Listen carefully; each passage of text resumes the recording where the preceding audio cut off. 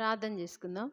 మహాపరిశుద్ధుడైన మా ప్రియ తండ్రి, దయా దాక్షిణ్య పూర్ణుడవు, దీర్ఘశాంతుడవు, కృపా సమృద్ధి కలిగినటువంటి గొప్ప దేవ, ఆకాశ మహాకాశములు పరమాకాశములు పట్టజాలని దేవుడవు, దేవతలందరికి పైన మహత్యం కలిగిన మహారాజా, నిన్న నేడు నిరంతరం ఏకరీతిగున్న దేవుడు, మారని మార్పు చెందని గొప్ప దేవుడు వెంటనందుకే నీకు వందనాలు. సమీపింపరాని తేజస్సులో అమరత్వం కలిగి జీవిస్తున్నటువంటి దేవుడు, వెలుపులో నీ వంటి వాడొకను లేడు. పరిశుద్ధతను బట్టి నీవు మహనీయుడు, స్తుతి కీర్తన బట్టి నీవు పూజ్యుడవు, అద్భుతములు చేయి దేవుడు, ఆశ్చర్యకార్యాలు జరిగించే గొప్ప దేవానికి వందనాలు. పాపములు క్షమించుటకు అధికారం కలిగినటువంటి సర్వశక్తి మంతుడా నీకు వందనాలు, స్తోత్రాలు చెల్లించుకుంటున్నాను. దేవా, పాపంలో కొట్టుమిట్టాడుతూ నిత్య నరకాగ్నికి పాత్రురాలైన నన్ను మీరు వెతికి రక్షించుకోవడానికి ప్రభా, మీ ప్రియకుమారుడైనటువంటి యేసుక్రీస్తు ప్రభువాన్ని ఈ లోకానికి పంపించినారు. నా కొరకు ఆ కలవరశిలలో ఆయన ప్రాణం బలిగా అర్పిస్తూ వచ్చినాడు. మీరు కార్చిన విలువైన అమూల్యమైన రక్తంతో నా ప్రియ తండ్రి ప్రభువా నాయన, మరి నా నా అపవిత్రతనంతటినీ వేసినారు. నీతిమంతురాలుగా మీరు నన్ను చేసినారు. నీ రాజ్య వారసురాలుగా మీరు నన్ను చేసినారు. దేవుని ఉగ్రత నుండి మీరు నన్ను తప్పిస్తూ వచ్చినారు. దేవా, ఇంత ప్రేమ నా పట్ల చూపించిన నా తండ్రి, ఏమిచ్చి మీ నిర్ణయాన్ని తీర్చుకొనగలను? జీవితకాలం అంతా కూడా స్తుతించి ఆరాధించినప్పటికీ రుణస్థురాలను ఒప్పుకొంచున్నాను. అంతేకాదు, ఈ దుష్ట లోకంలో, పాడు లోకంలో నేను పడిపోకున్నట్లుగా, జారిపోకుండానట్లుగా దేవా నాయన, మరల తండ్రి ప్రభా, నా ఆత్మీయ జీవితంలో నా మేలు కొరకై మీరు ఏర్పాటు చేసినటువంటి నాయన తండ్రి ఏర్పాట్లన్నిటిని బట్టి నీకు వందనాలు. పరిశుద్ధమైన గ్రంథాన్ని ఇచ్చినారు. నా కొరకు ప్రార్థించే పరిశుద్ధుల్ని, దైవ సేవకుల్ని ఇచ్చినారు. ప్రభా నాయన, దినదినము నీ వాక్యం ద్వారా నన్ను పోషిస్తూ వస్తుంటున్నారు. దేవా, మరి సంఘాన్ని ఇచ్చినారు, సదుపాయాలు కల్పిస్తూ వచ్చినారు తండ్రి. ఈ నాచారం ఈ ప్రాంతంలో మీరు ఏర్పరచుకున్న మీ దీపస్తంభాన్ని బట్టి నీకు వందనాలు. ఏలిం ప్రార్థన మందిరం ద్వారా మీరు నాకు అనుగ్రహిస్తున్నటువంటి ఆదరణను, సంతోషాన్ని బట్టి, నాయన తండ్రి జీవాహారాన్ని బట్టి నీకు వందనాలు, స్తోత్రాలు చెల్లించుకుంటున్నాను. నేను తప్పిపోయినప్పుడు, జారిపోయినప్పుడు నీ ప్రేమగల వాక్కుల చేత మరణాన్ని సంధించి సరిచేసి చక్కని మార్గంలో నడిపిస్తూ వస్తున్న నీ ప్రేమ అంతటిని బట్టి కూడా నీకు వందనాలు, స్తోత్రాలు చెల్లించుకుంటున్నాను. దేవా నాయన, ఈ వారమంతా కూడా ప్రభా, మరి వార కుడికల్లో మీరు ఎంతగానో సహాయపడుతూ వచ్చినారు. దేవా నీకు వందనాలు. సోమవారం నాయన రాత్రి ఆల్నెట్ ప్రేయర్లో మీరు సహాయపడుతూ వచ్చినారు. నీ బిడ్డలంగా చేరి ప్రార్థన చేయడానికి ఇచ్చిన ధన్యతను బట్టి నీకు వందనాలు. తిరిగి మంగళవారం సంఘ ప్రార్థనలు కూడా మీ సన్నిధి ఉంచున్నారు. నీ పేరు పెట్టబడిన ప్రజలుగా మీ సన్నిధిలో చేరి ప్రార్థన చేస్తూ వచ్చినాం. దేవా, తగిన సమయంలో, నిర్ణయ కాలంలో మరలా మా ప్రార్థనకు జవాబు అనుగ్రహించి తండ్రి మమ్మల్ని ఆనందింప చేస్తూ రమ్మని ప్రార్థిస్తుంటున్నాం. దేవా, తిరిగి బైబిల్ స్టడీ ద్వారా కూడా మీరు మాతో మాట్లాడుతూ వచ్చిన నీ లేఖన భాగాలను బట్టి నీకు వందనాలు. ఇంత గొప్ప సాక్షి సమూహం మేఘం వల్లే మమ్మల్ని ఆవరించి ఉన్నదని మీరు జ్ఞాపకం చేస్తూ వచ్చినారు. నాయన, మాకు ముందున్నటువంటి మా పితరులు నాయన తండ్రి, వారు నిన్ను ఎంతగానో నమ్మకంగా సేవిస్తూ వచ్చినారు. కుటుంబ బాధ్యతలు, భారములు ఎన్ని ఉన్నప్పటికీ వాటన్నిటినీ పక్కన పెట్టేసి ప్రభా నిన్ను వెంబడిస్తూ వచ్చినారు. నీ వైపే చూస్తూ వచ్చినారు. నా జీవితంలో కూడా ప్రతి భారమును విడిచిపెట్టాలని మీరు జ్ఞాపకం చేస్తూ వచ్చినారు. నాలో ఉన్న చింత, నాయన తండ్రి, వేదన, బాధ అన్నీ కూడా ప్రభా నీ మీద వేయాలని మీరు జ్ఞాపకం చేస్తూ వచ్చినారు. తండ్రి ప్రభా, అంతేకాదు నాయన, సులువుగా చిక్కులు పెట్టే పాపమును కూడా విడిచిపెట్టాలని, అవిశ్వాసం అనే పాపము నాలో ఉంది ప్రభా, దాన్ని తీసివేయాలని మీరు జ్ఞాపకం చేస్తూ వచ్చినారు తండ్రి.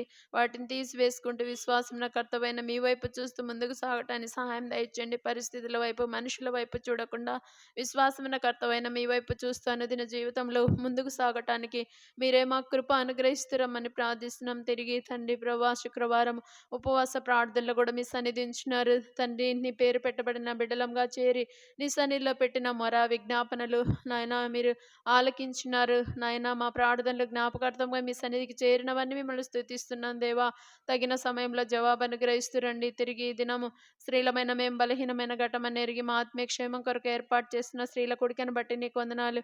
నాయన, నీ బిడ్డల్ని ఎవరైతే సకాలంలో రాగలిగినారో వారిని బట్టి నీకు వందనాలు. ఇంకా రానయ్యున్న వారిని కూడా సకాలంలో నడిపించండి. నిర్లక్ష్యంగా, అలక్ష్యంగా ఉన్నటువంటి వారితో మీరు మాట్లాడండి. వారిలో పురికొల్పుని దయచేయండి. యెహోవా మందిరంకి వెళ్ళాలనే ఆశ, ఆకలి వారిలో మీరే పుట్టిస్తూ రండి తండ్రి. దుప్పి నీటి వాగుల కొరకు ఆశపడినట్లుగా దేవా, నా ప్రాణం నీ కొరకు ఆశపడుతున్నదని కోర కుమారులు సెలవిచ్చండి. ఇది కాబట్టి ఆశను, ఆసక్తిని మా బిడ్డల్లో మీరే పుట్టిస్తూ రమ్మని ప్రార్థిస్తున్నాను. దేవా, ఆసక్తి విషయంలో మాంద్యులు కాకుండా ఆత్మయందు తీవ్రత కలిగి జీవించడానికి సహాయం అనుగ్రహిస్తూ రమ్మని ప్రార్థిస్తున్నాం. చివరి దినాల్లో, దుర్దినాల్లో ఉంటున్నాం, చెడ్డ దినాల్లో ఉంటున్నాం తండ్రి. సమాజంగా కూడటం మానవద్దని మీరు సెలవిస్తున్నారు. ఆ దినం సమీపించుకొలది మరి ఎక్కువగా సమాజముగా కూడుకోండి అని, ఒకరినొకరు పురికొల్పుకోవాలని మీరు సెలవిస్తుంటున్నారు దేవా. నీ ఆజ్ఞ మేరకు నీ బిడ్డలు నీ ఇంటికి రాగలటకు సహాయం దయచండి. శత్రువు చేత ఎవరైతే ఆటంకపరచబడుతున్నారో వారి ఆటంకాలను కూడా తొలగించి మార్గం సరళపరచమని ప్రార్థిస్తున్నాం. ఈ ఈ దినము ఏ బిడ్డకు ఏ భాగం సిద్ధపరిచినారో సిద్ధపరిచిన భాగాన్ని ప్రతి ఒక్కరు కూడా పొందుకోవటానికి సహాయం అనుగ్రహిస్తూ రమ్మని ప్రార్థిస్తున్న వారి భాగాన్ని వారు పోగొట్టుకోకుండా సహాయం అనుగ్రహిస్తూ రమ్మని ప్రార్థిస్తుంటున్నాను దేవా. ఈ స్థలం అంతటిని కూడా పరిశుద్ధపరచండి, పవిత్రపరచండి. మీ ఆత్మ సంచారం దయచేయమని ప్రార్థిస్తున్నాను దేవా.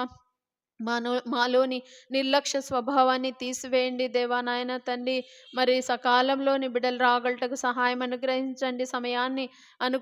సమయానుకూలంగా నీ బిడ్డలు నీ ఇంటికి వచ్చి మీరిచ్చే దీవెనలు పొందుకోవటానికి సహాయం అనుగ్రహిస్తురమ్మని ప్రార్థిస్తున్నాం. నిలబడిన మీద ఆశ్రయం నేను అయోగ్యురాలని, అపాత్రాలని, జ్ఞానం లేనిదాన్ని, బుద్ధిహీనరాలని ప్రభా. ఎందుకు పనికిరానటువంటి నన్ను మీరు ఏర్పరచుకున్నారు. నీ ద్రాక్ష తోటలో పనిచేసే భాగ్యాన్ని మీరు నాకు అనుగ్రహించినారు. యేసుక్రీస్తు ద్వారానే ఇటు భాగ్యాన్ని మీరు నాకు అనుగ్రహించినారు. నాలో ఏ యోగ్యత లేదు ప్రభా. నాయన అట్టి నన్ను మీరు ఏర్పరచుకున్నందుకే నీకు వందనాలు. అభిషేకించండి ప్రభా.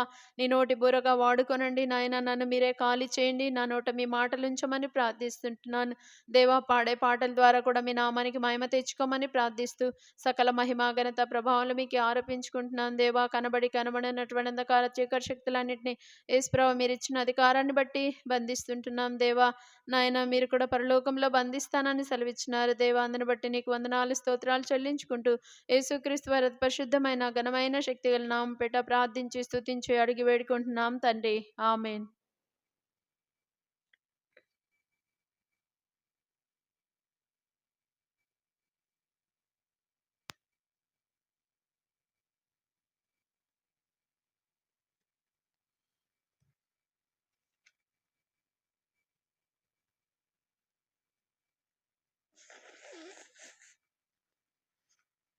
పాట సంఖ్య 99. పాట సంఖ్య 99. సర్వోన్నత స్థలంబులో దేవునికే మహిమా, సర్వాధికారి యేసుని సిలువాచే కలిగేను. సర్వాధికారి యేసుని సిలువాచే కలిగేను. సర్వోన్నతుండగు దేవుని సేవకులైయుండియు, సర్వోన్నతుండగు దేవుని సేవకులైయుండియు, సర్వోన్నతుని చిత్తంబున సర్వదా స్తుతించెదము. సర్వోన్నతుని చిత్తంబున సర్వదా స్తుతించెదము. పరలోక యెరూషలేమున పరిశుద్ధుల సంగంబు మురియుచు బత్తాయేసుకై అరుదెంచుచుండెను. పరిశుద్ధ పట్టణమందున ప్రభు యేసు క్రీస్తుండు. పరిశుద్ధ పట్టణమందున ప్రభు యేసు క్రీస్తుండు. ప్రకాశమాన దీపమై ప్రజ్వాలించుచునుండే. ప్రకాశమాన దీపమై ప్రజ్వాలించుచునుండే. సర్వోన్నత స్థలంబులో దేవునికే మహిమా, సర్వాధికారి యేసుని సిలువాచే కలిగేను. సర్వాధికారి యేసుని సిలువాచే కలిగేను. దేవుని సింహాసనమున దేవుని మహిమాలో సువర్ణ కిరీటంబుల ధరించిన పెద్దలా జీవుల మధ్య నుండెను దేవుని గొర్రె పిల్ల. జీవుల మధ్య నుండెను దేవుని గొర్రె పిల్ల. ఘనత మహిమ ప్రభావము యుగ యుగములు ఆయనకే. ఘనత మహిమ ప్రభావము యుగ యుగములు ఆయనకే. సర్వోన్నత స్థలంబులో దేవునికే మహిమా. సర్వాధికారి యేసుని సిలువాచే కలిగేను. సర్వాధికారి యేసుని సిలువాచే కలిగేను. స్ఫటికంబు బోలినట్టి మెరయు జీవాజల నది పట్టణపు వీధులలో ప్రవహించుచుండెను. స్ఫటికంపు నదికిరు ప్రక్కల జీవాఫల వృక్షంబు. స్ఫటికంపు నదికిరు ప్రక్కల జీవాఫల వృక్షంబు. స్వస్థత కలిగించును వృక్షం పుటాకులు.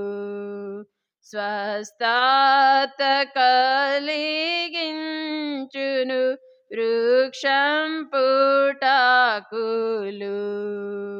సర్వోన్నత స్థలంబులో దేవునికే మహిమా. సర్వాధికారి యేసుని సిలువాచే కలిగేను. సర్వాధికారి యేసుని సిలువాచే కలిగేను. బండాల నుండి నీటి కాల్వల నిండుగా రప్పించెన్. మెండైన నదుల నీళ్లను దండిగా పారించెన్. బండైన క్రీస్తును చీల్చెను ప్రభుదేవుండే మనకు. బండైన క్రీస్తును చీల్చెను ప్రభుయేసుండే మనకు. నిండార నింపునాత్మను తండ్రి విధేయులన్. నిండార నింపునాత్మను తండ్రి విధేయులన్. సర్వోన్నత స్థలంబులో దేవునికే మహిమా. సర్వాధికారి యేసుని సిలువాచే కలిగేను. సర్వోన్నతునిచి సర్వాధికారి యేసుని సిలువాచే కలిగేను. మెట్టాల స్థలమందున నదులా పారాజేతున్ ఊటాలనెన్నో లోయల నుబుకంగా చేతును నీటి మడుగులుగా మార్చెద నారణ్యమునంతటిని నీటి మడుగులుగా మార్చెద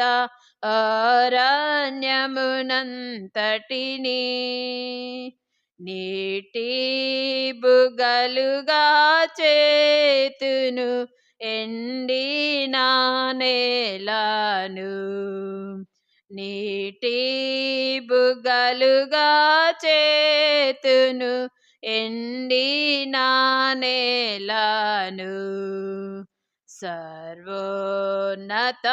స్థలంబులో దేవునికే మహిమా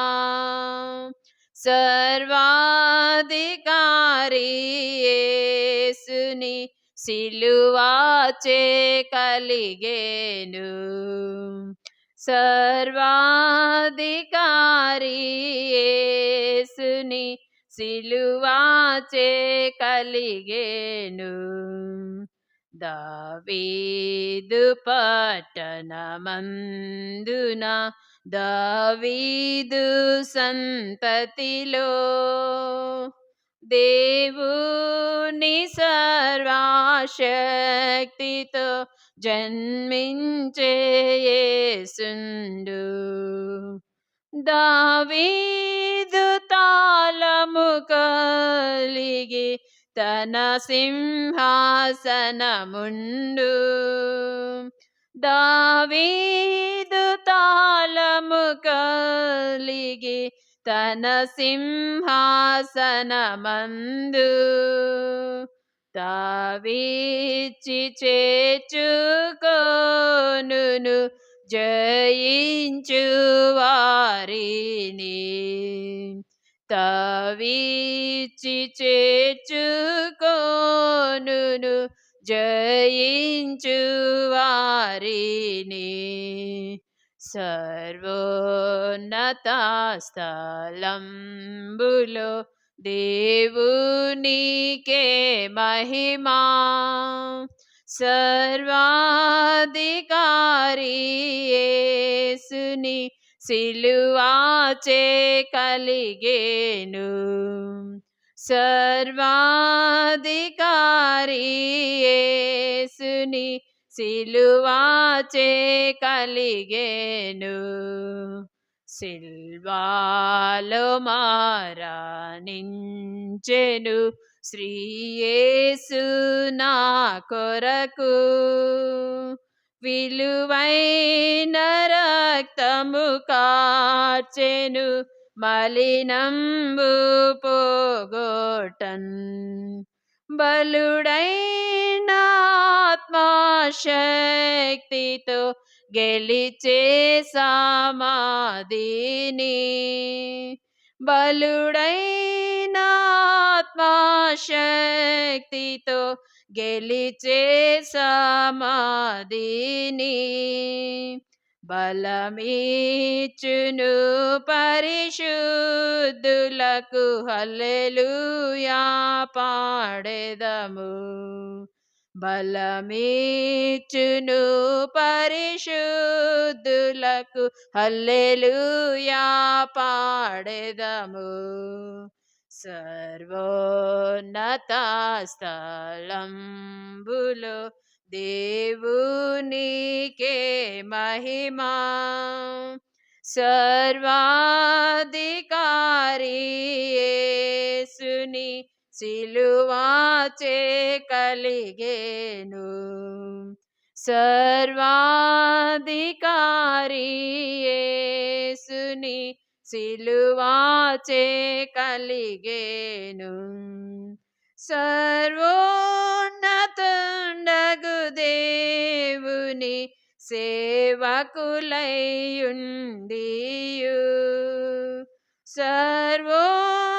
సర్వోన్నతుండగు దేవుని సేవకులైయుండియు సర్వోన్నతుని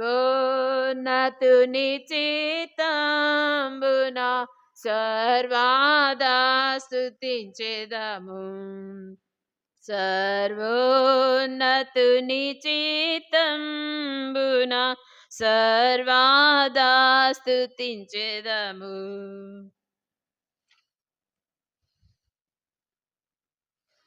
పాట సంఖ్య 501, పాత పుస్తకంలో 429. 501 పాట సంఖ్య, పాత పుస్తకంలో 429.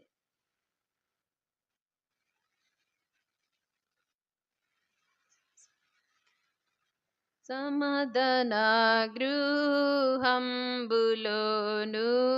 సమాధాన కర్త స్తోత్రములు. సమాధాన గృహంబులోను సమాధాన కర్త స్తోత్రములు.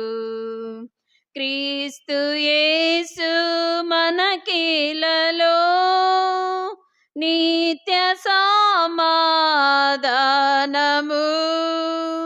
క్రీస్తు యేసు మనకిలలో నిత్య సమాధానము. మద్యపు గోడను కూలద్రోసెను, మద్యపు గోడను కూలద్రోసెను, నిత్య శాంతిని మనకొసగెన్. నిత్య శాంతిని మనకొసగెన్. సమాధాన గృహంబులోను సమాధాన కర్త స్తోత్రములు. సమాధాన గృహంబులోను సమాధాన కర్త స్తోత్రములు. నది వలె సమాధానం వడిగా ప్రవహించుచున్నది. నది వలె సమాధానం వడిగా ప్రవహించుచున్నది. అడ్డుల ద్రోసి మధ్యను నిలచే, అడ్డుల ద్రోసి మధ్యను నిలచే, శ్రద్ధతో మధ్యకు చేర్చెన్. శ్రద్ధతో మధ్యకు చేర్చెన్. సమాధాన గృహంబులోను సమాధాన కర్త స్తోత్రములు. సమాధాన గృహంబులోను సమాధాన కర్త స్తోత్రములు. లోకమీచునట్లుగా కాదు ప్రభు సమాధానము. లోకమీచునట్లుగా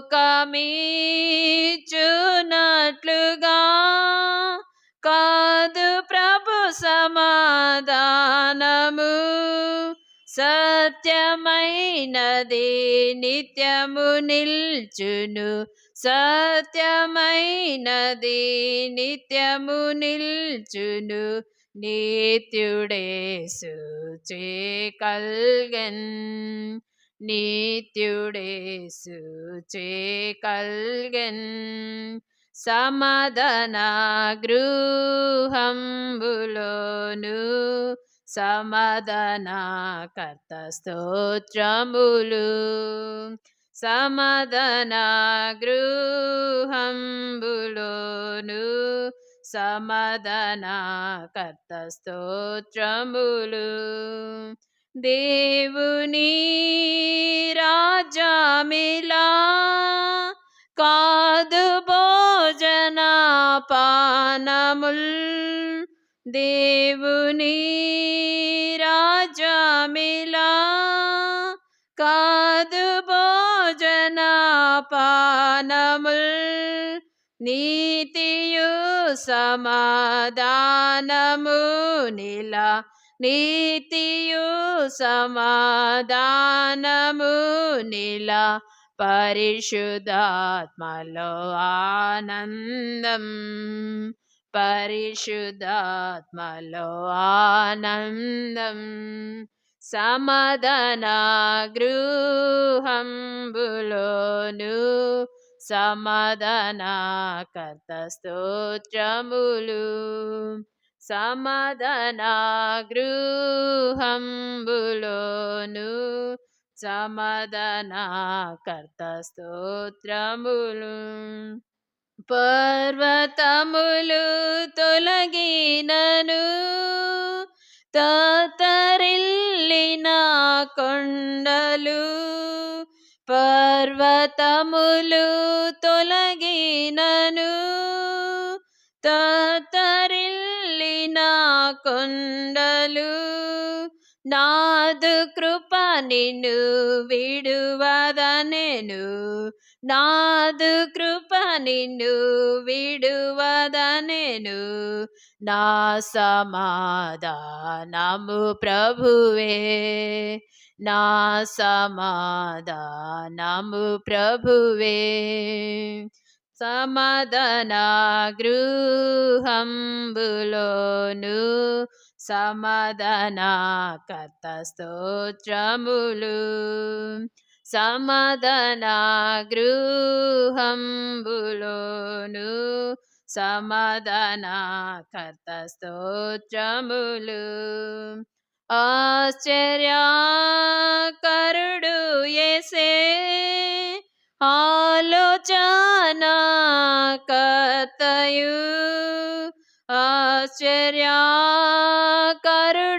యేసే, ఆలోచనా కర్తయు, బలవంతుడేసు సమాధాన ప్రభు, బలవంతుడేసు సమాధాన ప్రభు, బలపరచు తన ప్రజలాను, బలపరచు తన ప్రజలాను, సమాధాన గృహంబులోను సమాధానకర్త స్తోత్రములు, సమాధాన గృహంబులోను సమాధానకర్త స్తోత్రములు.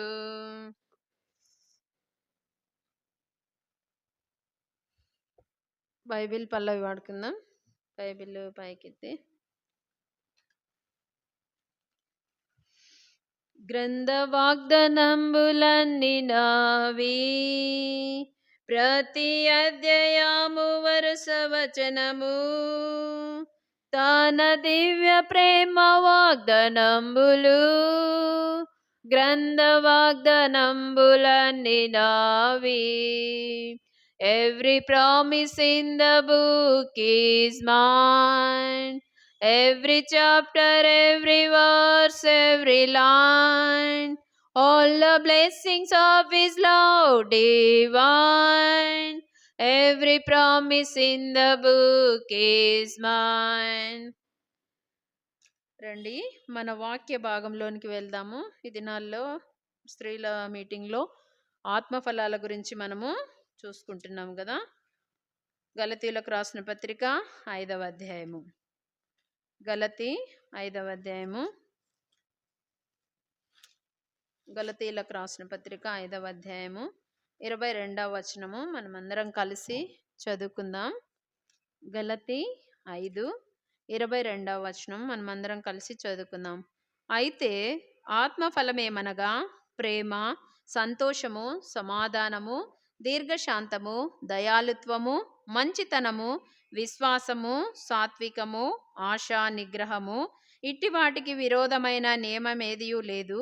క్రీస్తు యేసు సంబంధులు శరీరమును దాని ఇచ్చలతోనూ దురాశలతోనూ సిలువ వేసి ఉన్నారు. మరొక భాగం చదువుకుందాం. మత్తయి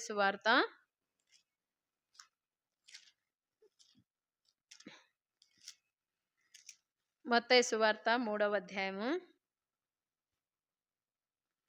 మత్తయి సువార్త 3వ అధ్యాయము 10వ వచనము అందరం కలిసి చదువుకుందాం. ఇప్పుడే గొడ్డలి చెట్ల వేరున ఉంచబడి ఉన్నది గనుక మంచి ఫలము ఫలింపని ప్రతి చెట్టును నరకబడి అగ్నిలో వేయబడును. ఇంకో భాగం చదువుకుందాం. యోహాను సువార్త 15వ అధ్యాయము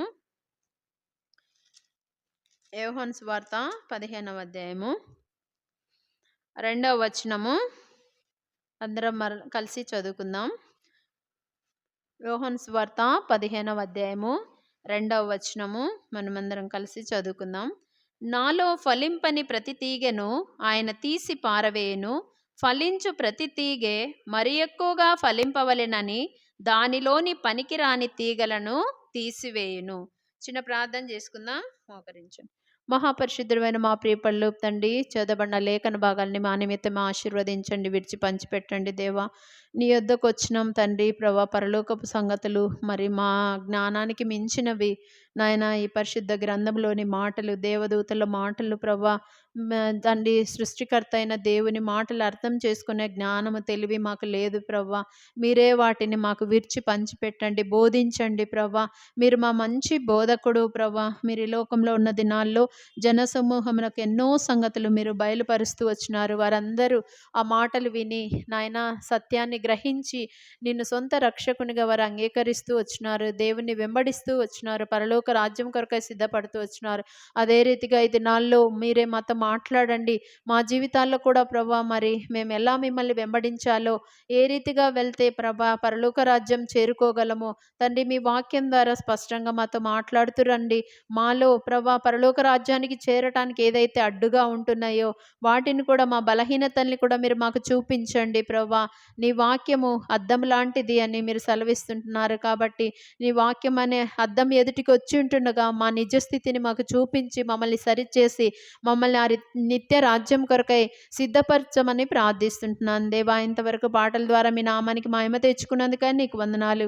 వచ్చిన ప్రతి బిడ్డను బట్టి నీకు వందనాలు, స్తోత్రాలు చెల్లించుకుంటున్నాను. ఇంకా ఎవరైతే నీ బిడ్డలు ఆశ కలిగి ఉండి హృదయంలో రాలేకపోతున్నారో, ఆటంకపరచబడుతున్నారో పనుల వల్ల నాయన తండ్రి, శత్రువు ద్వారా ఆటంకపరచబడుతున్నటువంటి బిడ్డల యొక్క ఆశను మీరే తీర్చండి తండ్రి. ఆశ కలిగిన ప్రాణాన్ని తృప్తిపరిచే దేవుడు నాయన, నీ బిడ్డల్ని మీరే నడిపించండి. వారి భాగాన్ని వారు పోగొట్టుకోకుండా సహాయం దయచండి. వచ్చిన ప్రతి బిడ్డతో మీరు మాట్లాడండి, మాతో మీరు మాట్లాడండి. మమ్మల్ని మీరు ఆకడ కొరకై సిద్ధపరచండి. దుష్టలోకంలో, పాడు లోకంలో మేము మా పరిశుద్ధతను, మా నీతిని మేము ఎలా కాపాడుకోవాలో, మీరు ఇచ్చిన రక్షణను ప్రభా ఎలా కాపాడుకోవాలో మీరే మాకు నేర్పిస్తూ రండి, మాకు బోధిస్తూ రమ్మని ప్రార్థిస్తూ నేను మీ రక్త ప్రోక్షణని తెచ్చుకుంటున్నాను. నన్ను ఖాళీ చేయండి ప్రభా. అయోగ్యురాలను, అపాత్రురాలని, జ్ఞానం లేని దాన్ని మీ జ్ఞానం చేత మీరే నింపండి ప్రభా. నా పెదవులను తాకండి, నా గొంతుకను ముట్టండి ప్రభా. నాయన నీ నోట నా మాటలుంచి నా చేతి నీడలో నిన్ను కప్పుతానన్నారు. నీ దేవుని చేతిలో నీవు రాజకీయ మకుటముగా ఉందన్నారు. నీ దేవుడు నిన్ను గూర్చి ఆనందిస్తున్నాడని సెలవిచ్చినటువంటి వాగ్దానాలను జ్ఞాపకం చేసుకుంటున్నాం దేవా. ద్రాక్షారసం తీసిన వారే దాన్ని త్రాగుతారని మీరు సెలవిచ్చినటువంటి నీ మాటలన్నింటినీ కూడా జ్ఞాపకం చేసుకుంటూ నేను సంపూర్ణంగా మీ రక్త ప్రోక్షణకి తెచ్చుకుంటున్నాను. నన్ను సిలువ చాటున మరుగుపరచండి. సిలువ వేయబడిన క్రీస్తు తప్ప ఎవరు కూడా ప్రభా నీ బిడ్డలకు కనబడకుండానట్లుగా సహాయం దయచండి. మీరే సింహాసనాసనుడు కండి. ఈ స్థలం అంతటిని కూడా పరిశుద్ధపరచండి, పవిత్రపరచండి. మీ ఆత్మ సంచారం దయచేయండి. మీ వెలుగు, మీ తేజస్సు ఇక్కడ నింపుతూ రమ్మని ప్రార్థిస్తూ పరలోకపు సంగతుల చేత మా ఆత్మకు ఊరట కలిగించండి, తృప్తి కలిగించమని ప్రార్థిస్తూ నాయన మమ్మల్ని అందరినీ మీ దయగల హస్తాలకు అప్పగించుకుంటూ యేసుక్రీస్తు వారి అతి పరిశుద్ధమైన ఘనమైన శక్తిగల నామపేట ప్రార్థించి స్తుతించి అడిగి వేడుకుంటున్నాం తండ్రి, ఆమేన్.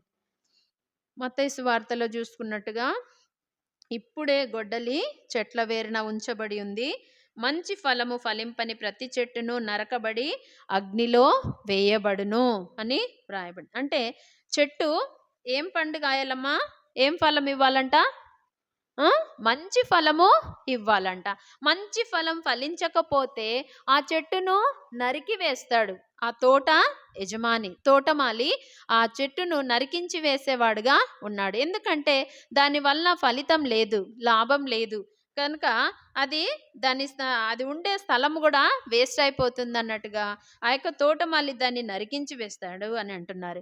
ఈ తోట అంటే ఎవరు అంటే మనమే. యెషయా గ్రంథంలో చూస్తాం కదా, ఇశ్రాయేలు. చూడండి యెషయా గ్రంథం 27వ అధ్యాయము. యెషయా గ్రంథం 27వ అధ్యాయము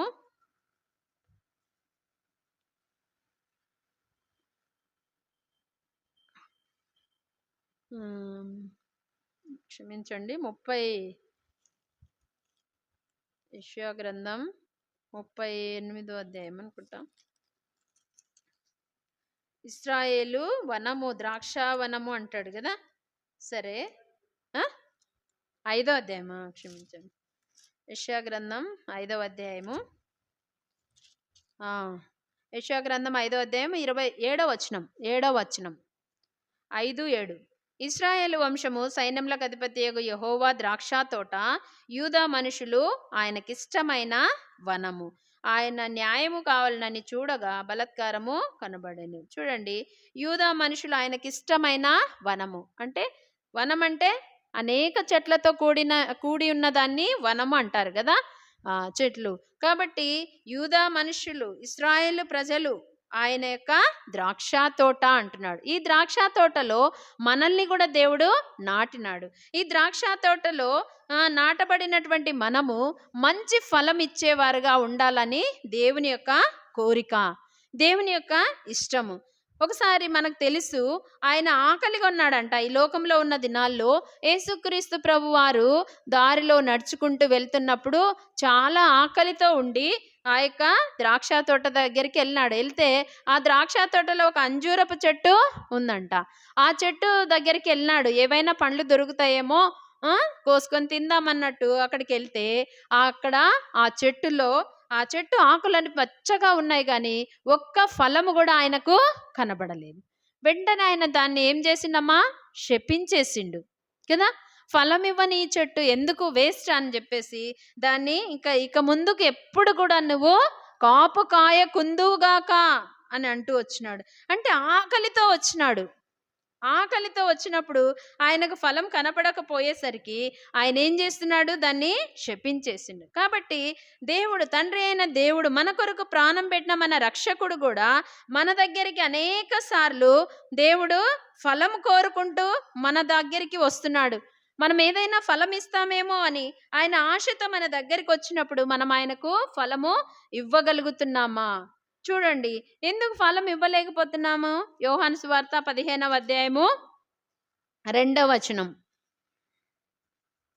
నాలో ఫలింపని ప్రతి తీగను ఆయన తీసిపారవేను, ఫలించు ప్రతి తీగ మరి ఎక్కువగా ఫలింపవలెనని దానిలోని పనికిరాని తీగలను తీసివేను. ఎప్పుడైతే ద్రాక్ష తీగల్లో పనికిరాని తీగలుంటే కూడా అవి ఆటంకకరంగా ఉంటాయి, ఫలం ఇవ్వదు, పండ్లు కాయవు.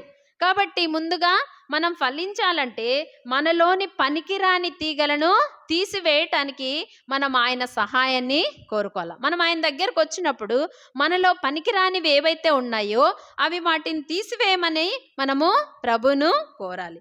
అప్పుడు ఆయన తీసివేస్తాడంట. మనం ఎక్కువగా ఫలించాలని, మంచిగా ఫలించాలని, మంచి ఫలాలు మనం ఇవ్వాలని మనలోని పనికిరాని తీగలను ఆయన తీసి పారవేస్తాడు. ఎప్పుడు? మనం ఆయన దగ్గరికి వచ్చినప్పుడు.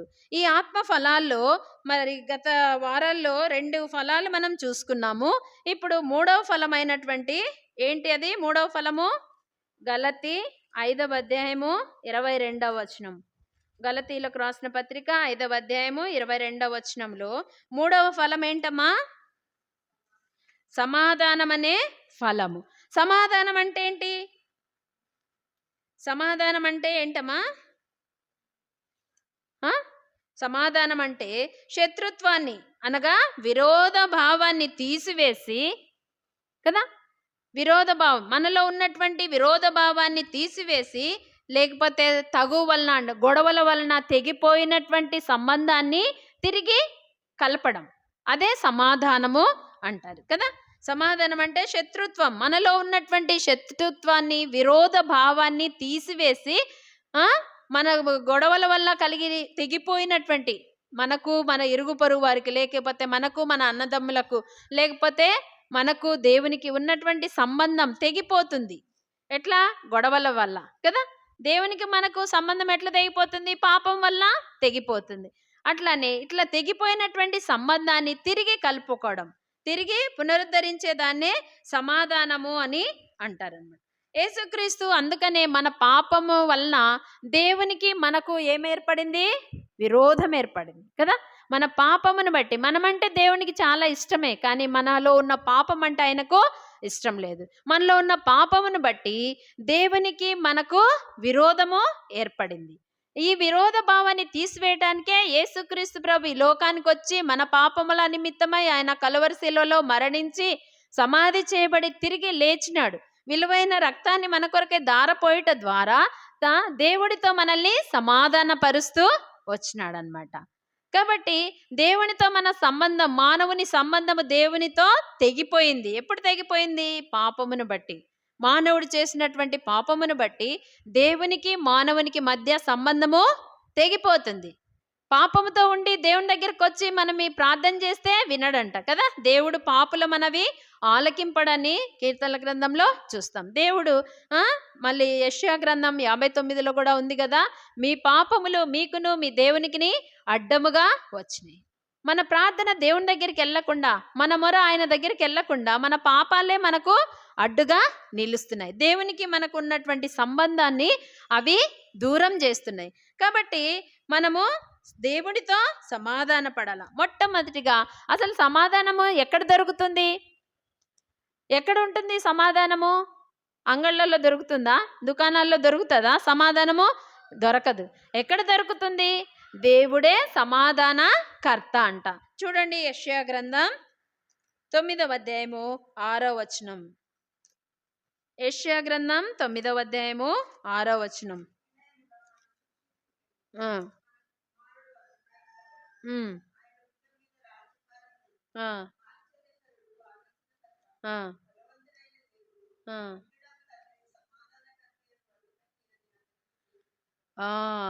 ఎవరంట ఆయన?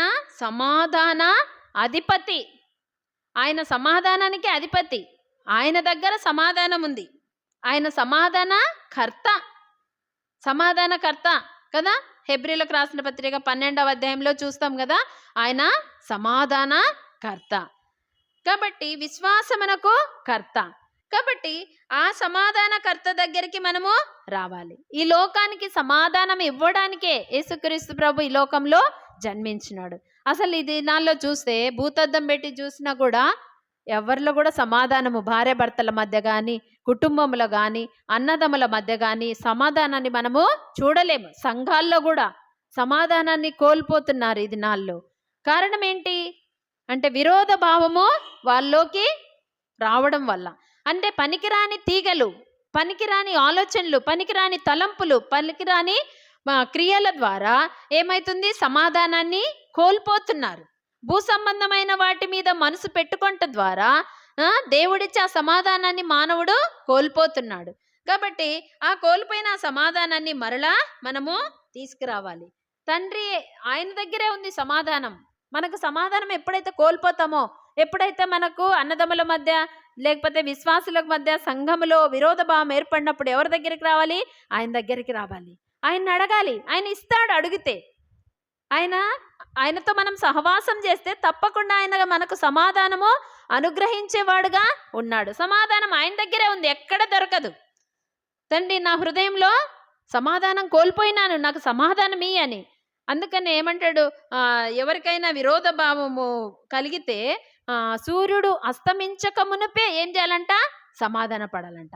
ఉదయమున మనం ఎవరితైనా గొడవ పడితే సాయంకాలం లోపల మనం ఏం చేయాలి? సమాధాన పడాలి.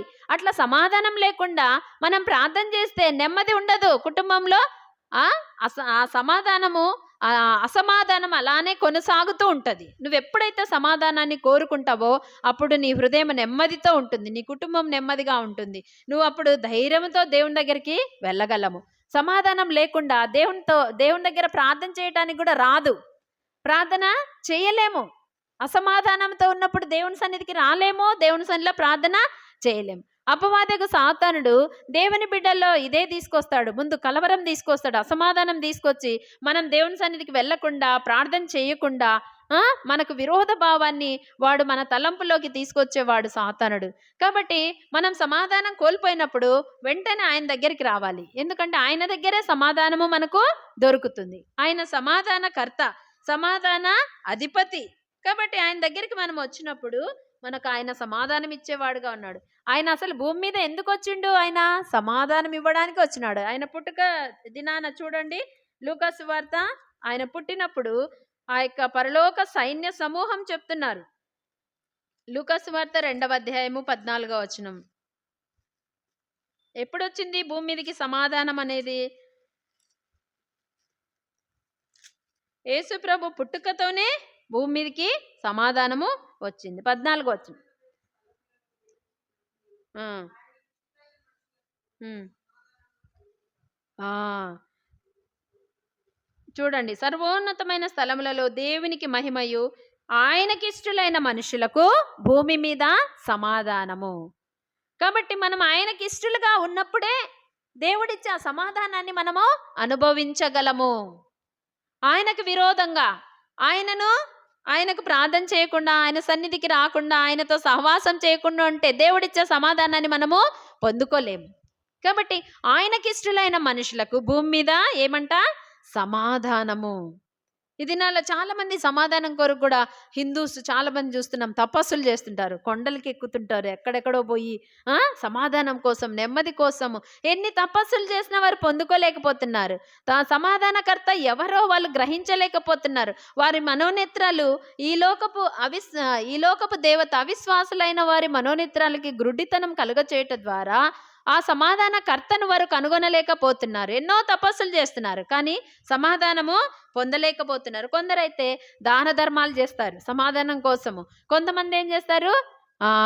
తీర్థయాత్రలకు వెళ్తారు, కానీ ఎటు వెళ్ళినా కూడా వాళ్ళకు సమాధానము దొరకదు. ఎక్కడ ఉంది సమాధానం అంటే తండ్రి అయిన దేవునిలోనే, యేసుక్రీస్తు ప్రభులోనే, లేకపోతే సృష్టికర్త అయిన దేవుని దగ్గరే సమాధానం ఉంది. ఆయన దగ్గరికి మనం వచ్చి ఆయన అడిగితే ఆయన మనకు సమాధానం ఇచ్చేవాడుగా ఉన్నాడు. వెండి బంగారాలు, ఆస్తి ఐశ్వర్యం ఎంత ఉన్నా కూడా నెమ్మది లేకుంటే మనిషి జీవితము వ్యర్థమే. కాబట్టి అవన్నీ మనకు సమాధానం ఇవ్వవు. మనం సంపాదించిన ఆస్తి ఐశ్వర్యాలు, వెండి బంగారం, ఇవేవి కూడా మనకు సమాధానము ఇవ్వవు. యేసుక్రీస్తు ప్రభు మాత్రమే, తండ్రి అయిన దేవుడు మాత్రమే మనకు సమాధానము ఇవ్వగలడు. ఎందుకంటే ఆయన సమాధానాధిపతి, సమాధానకర్త ఆయన. కాబట్టి ఆయన దగ్గరే మనము సమాధానం తిరిగి పొందుకోవాలి. మనకు పోయిన సమాధానాన్ని మరలా తిరిగి పొందుకోవాలి. మానవుడు అసలు ఆ యొక్క సమాధానం ఎలా కోల్పోతాడంటే చూడండి, మత్తయి సువార్త 11వ అధ్యాయము 28వ వచనం. మత్తయి సువార్త 11వ అధ్యాయము యేసుక్రీస్తు దేవుడు కూడా ఆహ్వానిస్తున్నాడు. 11:28 మత్తయి 11:28.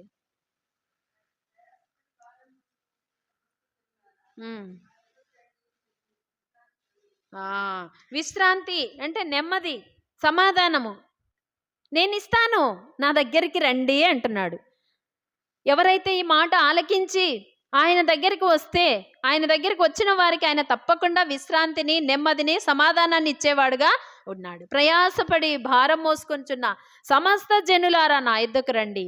ఈ మాటలు మనం కూడా విన్నాము ఒకప్పుడు. మనం కూడా పాప భారం చేత నెమ్మది లేకుండా లోకంలో ఇష్టానుసారంగా జీవిస్తున్నటువంటి మనకు కూడా ఈ రక్షణ సువార్త ప్రకటింపబడినప్పుడు ఆ సువార్తను విని విధేయత చూపించి ఆయన దగ్గరికి వచ్చినప్పుడు ఆ దేవుడిచ్చే ఆ సమాధానాన్ని మనం పొందుకున్నాం. ఇంకా చాలా మంది దేవుని సమాధానాన్ని పొందుకోలేక పాప భారముతోనే నిండి ఉన్నారు, నెమ్మది లేని పరిస్థితిలో ఉన్నారు. అలాంటి వారిని కూడా దేవుడు ఈ మధ్యాహ్న కాల సమయంలో ఆహ్వానిస్తున్నాడు. ప్రయాసపడుతున్నావా? భారం మోసుకుంటున్నావా? నీ కష్టాలు, శ్రమలు, బాధలు, ఇబ్బందులు గుండా వెళ్తున్నావా? అయితే నా యొద్దకు రా, నా యొద్దకు రండి, నేను మీకు విశ్రాంతిని ఇస్తాను అంటున్నాడు. ఆయన ఎంత ప్రేమ కలిగిన దేవుడు ఆహ్వానిస్తున్నాడు. మన భారం ఈ లోకంలో తీసివేసేవారు ఎవరు లేరు. మనం కష్టాలు గుండా వెళ్తుంటే ఎవరైనా మన తల్లిదండ్రులు కానీ, మన ఇరుగు పొరుగు వారు కానీ, అయ్యో ఇన్ని బాధలు పడుతున్నావా, ఆ బాధలు నాకు అంటారా? అనేవాళ్ళు లేరు. కానీ దేవుడు మాత్రమే అంటున్నాడు, ప్రయాసపడి భారం మోసుకొంచున్న సమస్త జనులారా నా యొద్దకు రండి. ఎంత ప్రేమ కలిగిన దేవుడు! ఎంత భారమైనా, మోయే శక్యము కానీ భారమైనా ఆయన తీసుకుంటానంటున్నాడు. నువ్వు ఆయన దగ్గరకు వచ్చి, నిజంగా ఈ భారం నేను మోయలేకపోతున్నానయ్యా, నా పాపమును క్షమించు, నన్ను మీ రక్తంతో కడుగు, ఈ పాప భారము, నాలో ఉన్న వేదన, చింత, దుఃఖము, విచారణ వీటన్నిటిని తీసివేయండి అని నువ్వు ఎప్పుడైతే ఆయన దగ్గరకు వచ్చి అడుగుతావో ఆయన నీ బాధనంతటిని తీసివేసి నెమ్మదిని, శాంతిని, సమాధానాన్ని ఆయన నీకు అనుగ్రహించేవాడుగా ఉన్నాడు. ఆయన ఇచ్చే సమాధానము, నిత్య జీవము నీకు కావాలంటే ఈ దినమే ఆయన యొద్దకు రా. ఆయనను వేడుకో ఒక్క మాటతోనే, నా పాపమును కడుగు, నీ రక్తంతో కడుగు అని అడిగితే ఆయన తప్పకుండా నీ పాప భారమంతా తీసివేసి నిన్ను తేలిక పరుస్తాడు. చూడండి, ఆ యెషయా గ్రంథం 26వ అధ్యాయము 3వ వచనం. యెషయా గ్రంథం 26వ అధ్యాయము 3వ వచనం.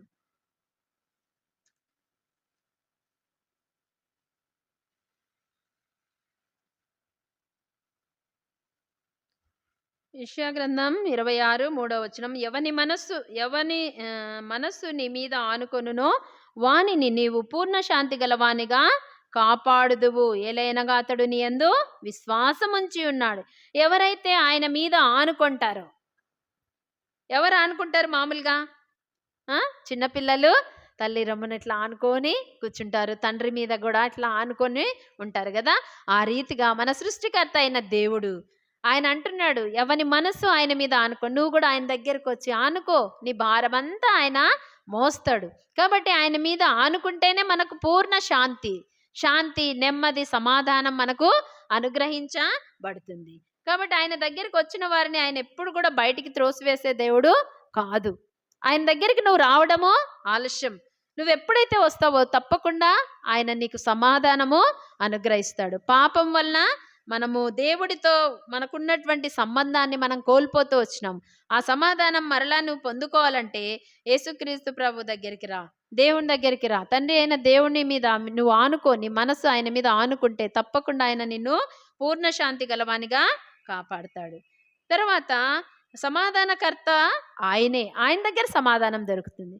మొట్టమొదటిగా మానవుడు ఎవరితో సమాధాన పడాలి అంటే దేవునితో సమాధాన పడాలి. దేవునితో మనకు సమాధానం లేకుంటే ఈ లోకంలో ఎక్కడికి వెళ్ళినా మనకు గతి లేదు అన్నట్టు కదా. దేవుడినే మనం విరోధులం అయిపోతే మనకి ఎవ్వరు సహాయము చేయరు. కాబట్టి మనకు సహాయం చేసేవాడు ఆయన ఒక్కడే. కాబట్టి ఆయనతో ముందు మనం సమాధాన పడాలి.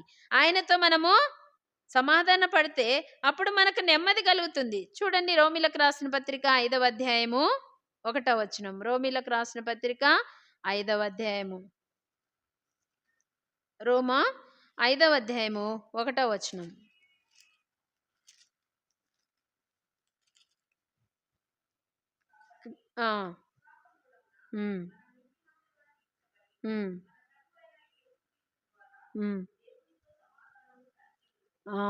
దేవునితో సమాధానము కలిగియుందుము. ఎప్పుడు? విశ్వాస మూలమున. అంటే దేవుని యందు నమ్మకం ఉంచుట ద్వారా ఆయన మనల్ని ఏం చేస్తాడు? నీతిమంతులుగా తీరుస్తాడు. ఎప్పుడైతే మనం నీతిమంతులం చేయబడతామో అప్పుడు దేవునితో మనకు సమాధానం కలుగుతుంది. దేవుడు ఎవరమ్మా? నీతిమంతుడు. ఆయన పరిశుద్ధుడు, పవిత్రుడు కదా. మనం కూడా ఆయనను కలుసుకోవాలంటే, మనం ఆయనతో మాట్లాడాలంటే మనలో కూడా ఏముండాలి? నీతి ఉండాలి, పరిశుద్ధత ఉండాలి కదా. కాబట్టి ఈ నీతి, పరిశుద్ధత మనకు కలగజేయడానికే యేసుక్రీస్తు ప్రభు ఈ లోకానికి వచ్చినాడు. మన పాప భారం అంతా కూడా ఆయన మీద మోసుకున్నాడు కదా, క్రీస్తు మూలముగా. చూడండి, కాబట్టి విశ్వాస మూలమున మనము నీతిమంతులముగా తీర్చబడి మన ప్రభువైన యేసుక్రీస్తు ద్వారానే దేవునితో మనము సమాధానం కలిగి ఉంటాం. సమాధానం యేసు ప్రభు లేకుండా మనము దేవునితో సమాధానము పడలేము కదా. దేవునితో మనల్ని సమాధాన పరచడానికే యేసు ప్రభు లోకానికి వచ్చినాడు. మానవుడు పాపం చేసి దేవునికి దూరం అయిపోయినాడు. దేవునికి మానవునికి మధ్యలో పాపం వచ్చేసింది. ఈ అడ్డును తొలగించడానికే ఆ పాప భారమంతా కూడా యేసు ప్రభు తన మీద వేసుకున్నాడు. ఆయన మరణించినాడు సిలువలో కదా. కాబట్టి ఆయన మరణించుట ద్వారా దేవునితో మనకు సమాధానము కలిగింది. దేవుడితో మనకు సమాధానం కలిగింది. కాబట్టి ఆ సమాధానం పొందినటువంటి మనము మరలా దేవునితో సమాధానాన్ని కోల్పోకూడదు. దేవునితో ఎప్పుడు సమాధానం కోల్పోతాం? మొట్టమొదటిగానే చూసుకున్నాం కదా, మనలో పాపము ప్రవేశించినప్పుడు. పాపం అంటే దేవునికి ఇష్టం లేదు కదా. ఎప్పుడైతే మానవుడు ఆదాము హవ్వలు దేవుని మాటను అతిక్రమిస్తూ వచ్చినారు. అతిక్రమించడం ద్వారా దేవునితో ఉన్న సహవాసాన్ని వాళ్ళు ఏం చేసిండ్రు? పోగొట్టుకున్నారు కదా. మనలో కూడా అంతే.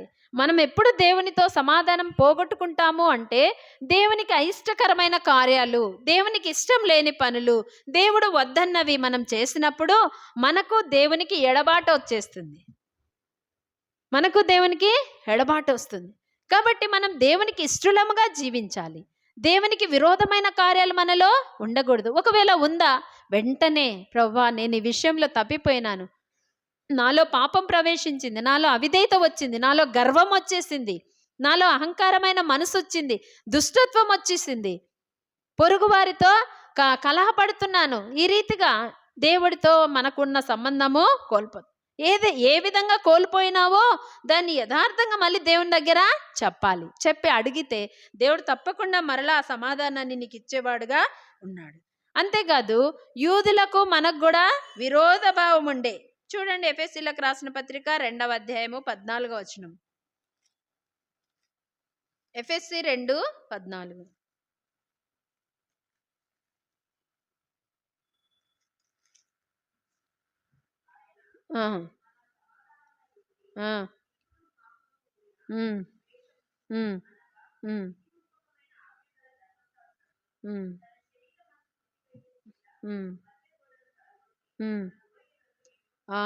ఉభయులను ఏకం చేశాను. ఎవరు ఉభయులు అంటే ఇద్దరిని ఏకం చేసినాడంట. ఎవరిని? యూదులను, అన్య జనాంగమైనటువంటి మనల్ని. మనం యూదులం కాదు కదా. యూద జనాంగం ఆయనకి ఇష్టమైనటువంటి జనం, దేవుడు ఏర్పరచుకున్నటువంటి వారు ఇశ్రాయేలు ప్రజలు. మనమైతే అన్యులము కదా. అయితే ఇశ్రాయేలు మనస్సు కఠినమైపోయిందంట. యేసు ప్రభును వాళ్ళు దేవుడిగా అంగీకరించలేదు. ఆయన తన స్వకీయుల యొద్దకు వచ్చాను కానీ ఆయన స్వకీయులు ఆయనను అంగీకరింపలేదు అని. వారు అంగీకరించకపోవటం ద్వారా ఆ ప్రేమను దేవుడు ఏం చేసిండు? అన్యులమైన మన మీదకి తిప్పినాడు, మనకిచ్చినాడు అవకాశం. వాళ్ళు హృదయము కఠినపరుచుకున్నారు.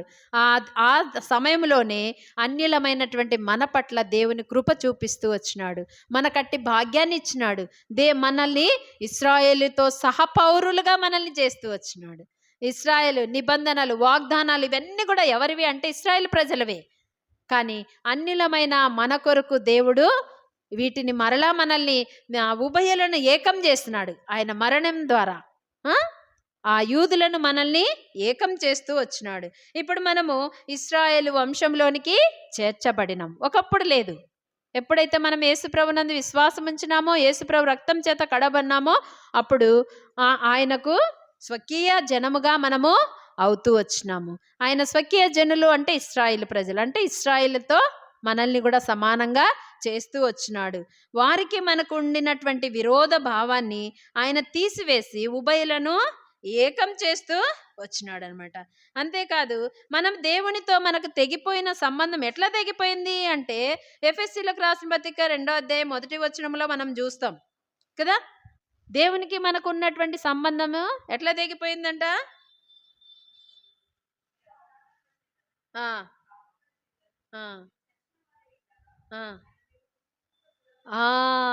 మనం పాపముల చేత, అపరాధముల చేత చచ్చిన స్థితిలో ఉన్న మనల్ని మళ్ళా క్రీస్తులో అంటే యేసుక్రీస్తు ప్రభువులో మనల్ని బ్రతికించినాడు. మనం చావవలసిన వారమే, నరకాగ్నికి మనం పాత్రలము, శిక్షకు పాత్రలము. అయితే ఆయన మరణించుట ద్వారా మన మీద ఉన్న శిక్ష అంతా ఆయన భరించినాడు, మనకు శిక్ష లేకుండా చేసినాడు, ఎత్తివేసినాడు శిక్షను కదా. కాబట్టి ఇప్పుడు మనల్ని క్రీస్తుతో కూడా మనల్ని బ్రతికించినాడు. దేవుడితో సంబంధం తెగిపోయిన మన సంబంధాన్ని మరలా యేసుక్రీస్తు ప్రభు చనిపోయి తిరిగి లేచుట ద్వారా తండ్రితో మనకు సంబంధాన్ని కలిపినాడు. క్రీస్తులో మనల్ని మరలా ఆయన బ్రతికిస్తూ వచ్చినాడు కదా. కాబట్టి మనము దేవునితో ఎల్లప్పుడూ సమాధానము కలిగి ఉండాలంటే మనం చేయవలసినది, దేవుడితో మనకు సంబంధం తెగిపోకుండా ఉండాలంటే మనం ఏం చేయాలంటే దేవుని వాక్యాన్ని అనుదినము శ్రద్ధగా చదవాలి. దేవుని వాక్యం మనల్ని ఏం చేస్తుంది అంటే దేవుని వాక్యం మనల్ని సమాధానంగా ఉంచుతుంది. దేవుని వాక్యం ఎవరి హృదయంలో ఉండదో, దేవుని వాక్యాన్ని ఎవరు వినరో, చదువు వస్తే తప్పకుండా చదవాలి. అనుదినము దేవుని వాక్యాన్ని చదువుట ద్వారా దేవుడికి మనకున్న సంబంధం తెగిపోదు. ఎప్పుడైతే దేవునికి నీకు సంబంధం తెగిపోతుందంటే దేవుని వాక్యాన్ని నువ్వు చదవకుండా దేవునికి దూరం అయిపోవటం ద్వారా ఆయనకు నీకున్న సంబంధము తెగిపోతుంది. చూడండి 119వ కీర్తన 11వ వచనం. కీర్తనల గ్రంథం 119. యేసుక్రీస్తు ప్రభు అయితే మనల్ని తండ్రితో సమాధానపరిచిండు. ఐక్యపరిచిన ఆ సమాధానం పోగొట్టుకోకుండా ఉండాలంటే మనం ఏం చేయాలమ్మా? దేవుని వాక్యాన్ని శ్రద్ధగా చదవాలి. దేవుని వాక్యాన్ని శ్రద్ధగా వినాలి. అప్పుడే మనం దేవునితో సమాధానం ఎప్పుడు కలిగి ఉంటాం. మనకు ఆయనకు విరోధం ఉండదు. దేవుని వాక్యం ఎప్పుడైతే చదవమో, దేవుని వాక్యాన్ని ఎప్పుడైతే వినమో, అప్పుడు దేవునితో మనకున్న సంబంధము తెగిపోతుంది. చూడండి 119వ కీర్తన 11వ వచనం.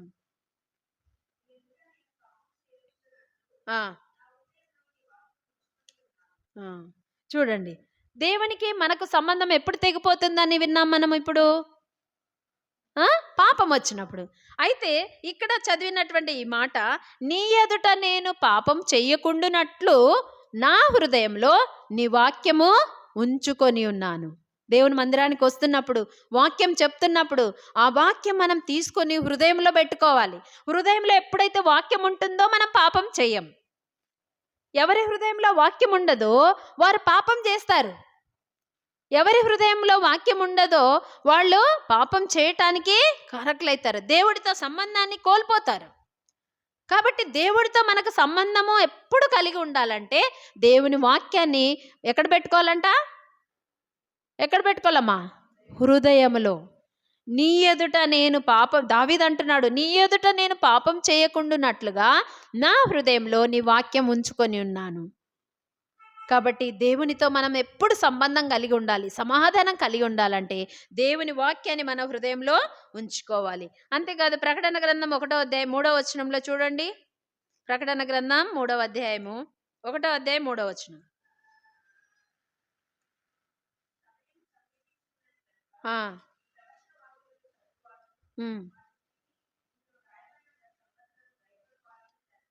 ఎవరు ధన్యులంట? ప్రవచన వాక్యములు అంటే దేవుని వాక్యమే. దేవుని వాక్యమును చదివేవారు, వాటిని వినేవారు, ఇంకా గాయకొనేవారు అంటే తీసుకునేవాళ్ళు, వీళ్ళు ధన్యులు అని అంటున్నాడు. కాబట్టి దేవుడు ఇచ్చినటువంటి ఆ ధన్యతను మనం పోగొట్టుకోకుండా ఉండాలంటే దేవుని వాక్యాన్ని ఏం చేయాలి? మనము చదవాలి. దేవుని వాక్యాన్ని మనం ఏం చేయాలి? వినాలి. దేవుని వాక్యాన్ని మనం ఏం చేయాలి? గాయకొనాలి, తీసుకోవాలి. ఇప్పుడు ఈ దినాల్లో అసమాధానకరమైన పరిస్థితులు రావటానికి కారణం ఏంటంటే, ఆయన చెప్తే నేను వినేదేంది? ఇక్కడ వాక్యం ఎవరిదమ్మా? ఈ వాక్యం ఎవరిది? దేవుడిది. దేవుని మాటలు, ఆయన హృదయపు ఆలోచనలన్నీ కూడా ఆయన డైరెక్ట్గా వచ్చి మనతో మాట్లాడితే మనం చచ్చిపోతామంట. ఆయన దహించు అగ్ని.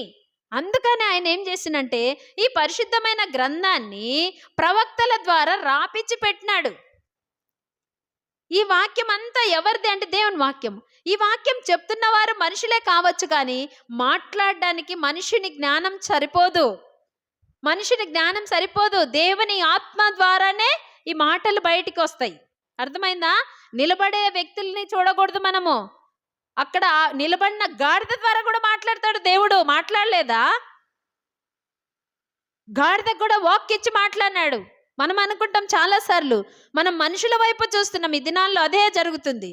వాళ్ళు చెప్తున్నారు, వీళ్ళు చెప్తున్నారని వాక్యం మీద శ్రద్ధ లేకుండా, వాక్యాన్ని నిర్లక్ష్యంగా వింటూ, దేవుని వాక్యాన్ని హృదయంలో తీసుకోకుండా, దేవుడు మాట్లాడుతున్నాడనే ఆలోచన లేకుండా ఇది మనుషుల మాటలు అనుకొని చాలాసార్లు దేవుడు చెప్తున్నటువంటి మాటను త్రోసేస్తున్నాం, విసర్జిస్తున్నాం కదా. మొన్న కూడా ఎప్పుడు మంగళవారమా మంగళవారం రోజు అనుకుంటా, చూడండి 2వ దినవృత్తాంతముల గ్రంథంలో దేవుడు మాట్లాడుతూ వచ్చినాడు. 2వ దినవృత్తాంతంలో 36వ అధ్యాయము చూడండి. 2వ దినవృత్తాంతముల గ్రంథం 36వ అధ్యాయము 16-17 వచనాలు. ఇప్పుడు ప్రస్తుత కాలంలో జరుగుతున్న పరిస్థితులు అవి. 36వ అధ్యాయం 16-17 వచనం చూడండి. వారు దేవుని దూతలను ఎగతాళి చేయుచు, ఆయన వాక్యములను తృణీకరించుచు, ఆయన ప్రవక్తలను హింసించుచు రాగా, నివారింప శక్యము కాకుండా యెహోవా కోపము ఆయన జనుల మీదికి వచ్చెను. ఎప్పుడొచ్చిందమ్మా దేవుని కోపము? ఎవరి మీదకి వచ్చిందంట? ఎవరి మీదకి వచ్చింది? ఆయన జనుల మీదకి వచ్చింది. వాళ్ళు చేసిన తప్పేంటి? వాళ్ళు చేసిన తప్పేంటి? చదువు వచ్చిన వాళ్ళే కదా అందరూ. మొదటి లైన్లో ఏముందక్క? దేవుని దూతలను దేవుని దూతలు అంటే ఎవరు? దైవ సేవకులు. సేవకుల్ని ఎగతాళి చేస్తూ, దేవుని వాక్యాన్ని తృణీకరిస్తూ ఇంకేం చేస్తున్నారంట? ఆయన ప్రవక్తలను హింసించుచు రాగా ఇది జరుగుతూ వచ్చింది. కాబట్టే నివారింప శక్యము కాకుండా దేవుని కోపము జనుల మీదకి వచ్చింది. దేవుని దూతలను ఎగతాళి మనం చేయకూడదు. ఎగతాళి చేస్తే దేవుని కోపం వస్తుంది. వాక్యములను తృణీకరింపకూడదు. దేవుని వాక్యము వాక్యమే, అది దేవుని మాటనే. ఎవరు చెప్పినా దేవుని మాటనేది, దాన్ని మార్చడానికి లేదు కదా. దేవుడు తన బిడ్డలతో మాట్లాడతాడు. దేవుడు తన ఆ యొక్క రక్తం ఇచ్చి కొన్నటువంటి బిడ్డలతో ఎవరు మాట్లాడతారంటే దేవుడే మాట్లాడతాడు. పరిశుద్ధాత్మ దేవుడు మాట్లాడతాడు. ఆయన మాట్లాడుతున్నాడని మన ఆ వాక్యాన్ని తీసుకోవాలి, గైకొనాల. అందుకనే హబక్కు కూడా అంటాడు, నిన్ను గుర్చిన వార్త విని భయపడి వణుకుచున్నాను. దేవుని మాటలు చెప్పబడుతున్నప్పుడు భయం మనలో కలుగుతుందా? కన్నీరు వస్తుందా? అసలు దుఃఖం కలుగుతుందా? బాధ కలుగుతుందా? నిజంగా ఇలాంటి పరిస్థితుల గుండా నేను వెళ్తున్నాను అనే బాధ నీలో కలుగుతుందంటే నీ ఆత్మ పనిచేస్తుంది. లేకపోతే నువ్వు వాత వేయబడిన మనస్సాక్షి కలిగిన దానిగా ఉన్నావని గుర్తుపెట్టుకో. దేవుని వాక్యాన్ని ఊరికే విని వెళ్ళడం కాదు, దాంతో దేవుడికి సంతోషం ఉండదు. దేవుని వాక్యాన్ని మన హృదయంలోనికి తీసుకోవాలి, గైకొనాల. ఆ ప్రకారం నడుచుకునే వాళ్ళే ధన్యులు అని దేవుని వాక్యము సెలవిస్తుంది. కాబట్టి దేవునితో మనకు సమాధానం ఎప్పుడు పోతుంది అంటే ఇలాంటి పనులు చేసినప్పుడు. దేవుని దూతల్ని ఎగతాళి చేయొద్దు, దేవుని వాక్యాన్ని తృణీకరించొద్దు. దేవుని వాక్యం చెప్పబడుతున్నప్పుడు దాన్ని అంగీకరించాలా, దాన్ని తీసుకోవాలి. దేవుని వాక్యం మనుషులది కాదు, చెప్పే వాళ్ళది కాదు. అది నిన్ను సృష్టించిన నీ సృష్టికర్త మాటలవి, మన కొరకు ప్రాణం పెట్టినటువంటి దేవుని మాటలు. ఆ మాటలను ఎన్నిసార్లు తృణీకరిస్తూ వచ్చినాం. అందుకే మన ఆత్మీయ జీవితంలో ఎదుగుదలలోనికి రాకుండా పోతున్నాం. ఫలభరితమైన జీవితం లేదు. మనం అనుకుంటున్నాం భక్తిగా ఉన్నాను, రక్షణలో ఎదుగుతున్నాను అనుకుంటున్నాం. మన మటుకు మనమే తృప్తికరంగా జీవిస్తున్నాం. కానీ దేవునికి మన జీవితం ద్వారా తృప్తి కలుగుతుందా? ఆయన ఆకలితో వస్తున్నాడు మన దగ్గరికి వచ్చినప్పుడు మనం ఆయనకు ఆత్మ ఫలాలు ఇవ్వగలుగుతున్నామా? మనం ఒక్కసారి పరీక్షించుకుందాం. దేవుడు మనతో మాట్లాడినప్పుడు వాక్యానికి విధేయత చూపించడం ప్రాముఖ్యమైంది. దేవుని వాక్యానికి మనం విధేయత చూపించకపోతే దేవుడిచ్చే సమాధానం మన హృదయంలో ఉండదు. నెమ్మదిని పొందుకోలేము. ఎక్కడికైనా పరిగెత్తు, ఎక్కడ పోయినా కూడా కాశీ నుండి కన్యాకుమారి వరకు నువ్వు ప్రయాణాలు యాత్రలు చేసిన దేవుడిచ్చే ఆ సమాధానాన్ని నువ్వు పొందుకోలేవు. ఎక్కడ దొరకదు అది. దేవుడి దగ్గరికే మరలా రావాలి, పశ్చాత్తాపడాలి, మన తప్పిదములు యథార్థంగా ఒప్పుకోవాలి. ఏ విషయంలో తప్పిపోతూ వచ్చినాం దాన్ని ఒప్పుకున్నప్పుడు దేవుడు తిరిగి మనకు సమాధానం అనుగ్రహించేవాడుగా ఉన్నాడు. చూడండి, ఈ దినాల్లో చూస్తే దేశం సరిహద్దుల్లో కూడా సమాధానము లేదు కదా. ఆ దేశం మీదకి ఈ దేశం, ఈ దేశం మీదకి ఆ దేశం, యుద్ధాలు రావడము కదా, ఇట్లాంటివి జరుగుతున్నాయి. కాబట్టి దేవునితో మనము సమాధానం కలిగి ఉండాలి. మన సరిహద్దులలో సమాధానము కలగజేయవాడెవరు? ఎవరు? నీ సరిహద్దుల్లో సమాధానము కలగజేయవాడు ఆయనే కదా. కాబట్టి చూడండి, కీర్తనల గ్రంథం 127వ వచనం. కీర్తనల గ్రంథం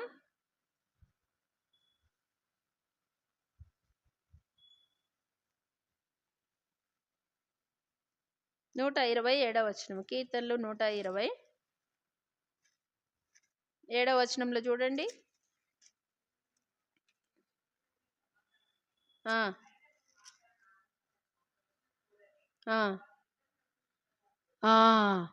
ఎప్పుడు మనం కోరుకునేది సమాధానమే. ఈ దినాల్లో మాట మాట్లాడితేనే గొడవ తిరుగుతున్నారు. మాట మాట్లాడేసరికే గొడవ. ఎక్కడ? ఇండ్ల దగ్గర అంతే, పొలాల దగ్గర అంతే, కొలాయిల దగ్గర అంతే కదా, ఆ యొక్క నల్లల దగ్గర తగాదాలు. ఎందుకు? అసమాధానం, ఓర్వలేనితనము, అసూయ. అంటే హృదయంలో వాక్యం లేదు. హృదయంలో వాక్యం ఉన్న వాళ్ళకి ఎప్పుడు కూడా హృదయం ఎట్లుంటుంది? నెమ్మలంగా ఉంటుంది, సమాధానంతో ఉంటుంది. ఎవరు తగుబడేది, ఎవరు తొందరగా తగువులాడేది అంటే పైన వచనం చూడండి, 6వ వచనం, 126వ వచనం.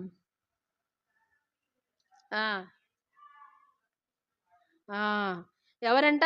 కలహప్రియులు. అంటే గొడవ అంటే ఇష్టపడే వాళ్ళు చాలామందికి కలహప్రియులు వాళ్ళు. అంటే వాళ్ళకి గొడవ లేకుంటే నిద్ర పట్టదు, ఏదో ఒక తగాదా పెట్టుకోవాలి ఉదయకాలం లేచినప్పటి నుంచి. ఇట్లాంటి వాళ్ళ దగ్గరికి మనం పోయి మంచి మాటలు చెప్తే వాళ్ళు ఏమేస్తారంట? ఆ మంచి మాటను కూడా, నేను కోరునది సమాధానమే అంటే మనం మంచిగా వెళ్ళి సమాధానంతో మాట్లాడాలని చూసినా వాళ్ళు ఏం చేస్తారు? యుద్ధానికి సిద్ధపడతారంట. అంటే చిన్న చిన్న వాటికే అర్థం చేసుకోలేకుండా కలహపడతా ఉంటారు. ఆ చిన్న వాటి ద్వారానే దేవుడిచ్చిన సమాధానాన్ని కోల్పోయేవారుగా ఉన్నారు. కాబట్టి మనం ఎలా ఉన్నాం ఈ దినాల్లో? ఇరుగు పొరుగు వారితో సమాధానంగా ఉన్నామా? మనం పనిచేసే చోట సమాధానంగా ఉన్నామా? మన బంధువుల మధ్య సమాధానంగా ఉన్నామా? లేకపోతే ఇదే విధంగా మనము కలహప్రియుల వల్లే ఉన్నామా? యుద్ధానికి సిద్ధపడుతున్నామా? ఎలా ఉంది మన బ్రతుకు, మన జీవితము, మన ఆలోచనలు, మన తలంపులు? దేవుడు ఈ మధ్యాహ్న కాల సమయంలో జ్ఞాపకం చేస్తున్నాడు. జాగ్రత్త పడదాం. ఈ విరోధమైనటువంటివి, దేవునికి అయిష్టకరమైనవి మనలో ఉంటే మనం సమాధానంగా ఉండలేము, నెమ్మదితో మనం పండుకోలేము, నెమ్మది మన హృదయంలో ఉండదు. కాబట్టి దేవుడు అంటున్నాడు, ఆయనతో మనము సమాధాన పడాలి. మనము మన సరిహద్దుల్లో సమాధానము ఉండాలి. మన సరిహద్దుల్లో సమాధానము కలగజేయవాడు ఎవరు? ఆయనే.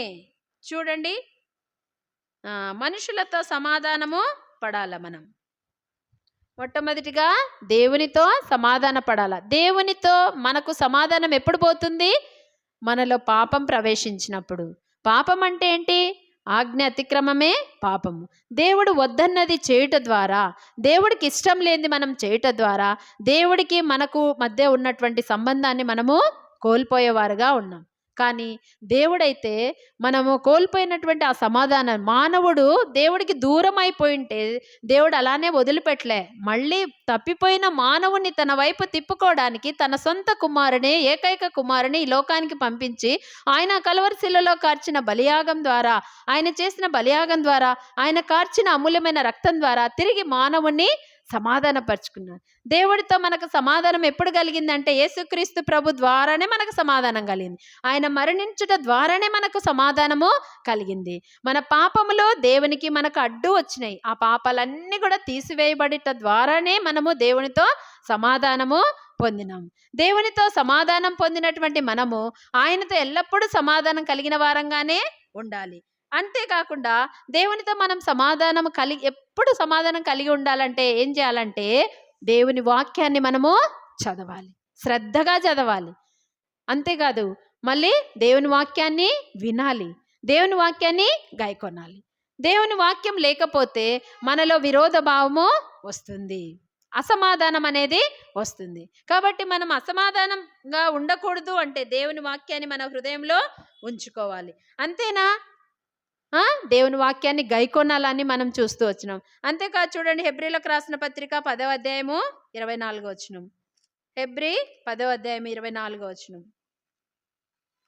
హెబ్రీలకు రాసిన పత్రిక 10వ అధ్యాయము 24వ వచనం. దేవుడిచ్చిన సమాధానాన్ని మనం కాపాడుకోవాలంటే, పోగొట్టుకోకుండా ఉండాలంటే మనం ఏం చేయాలి?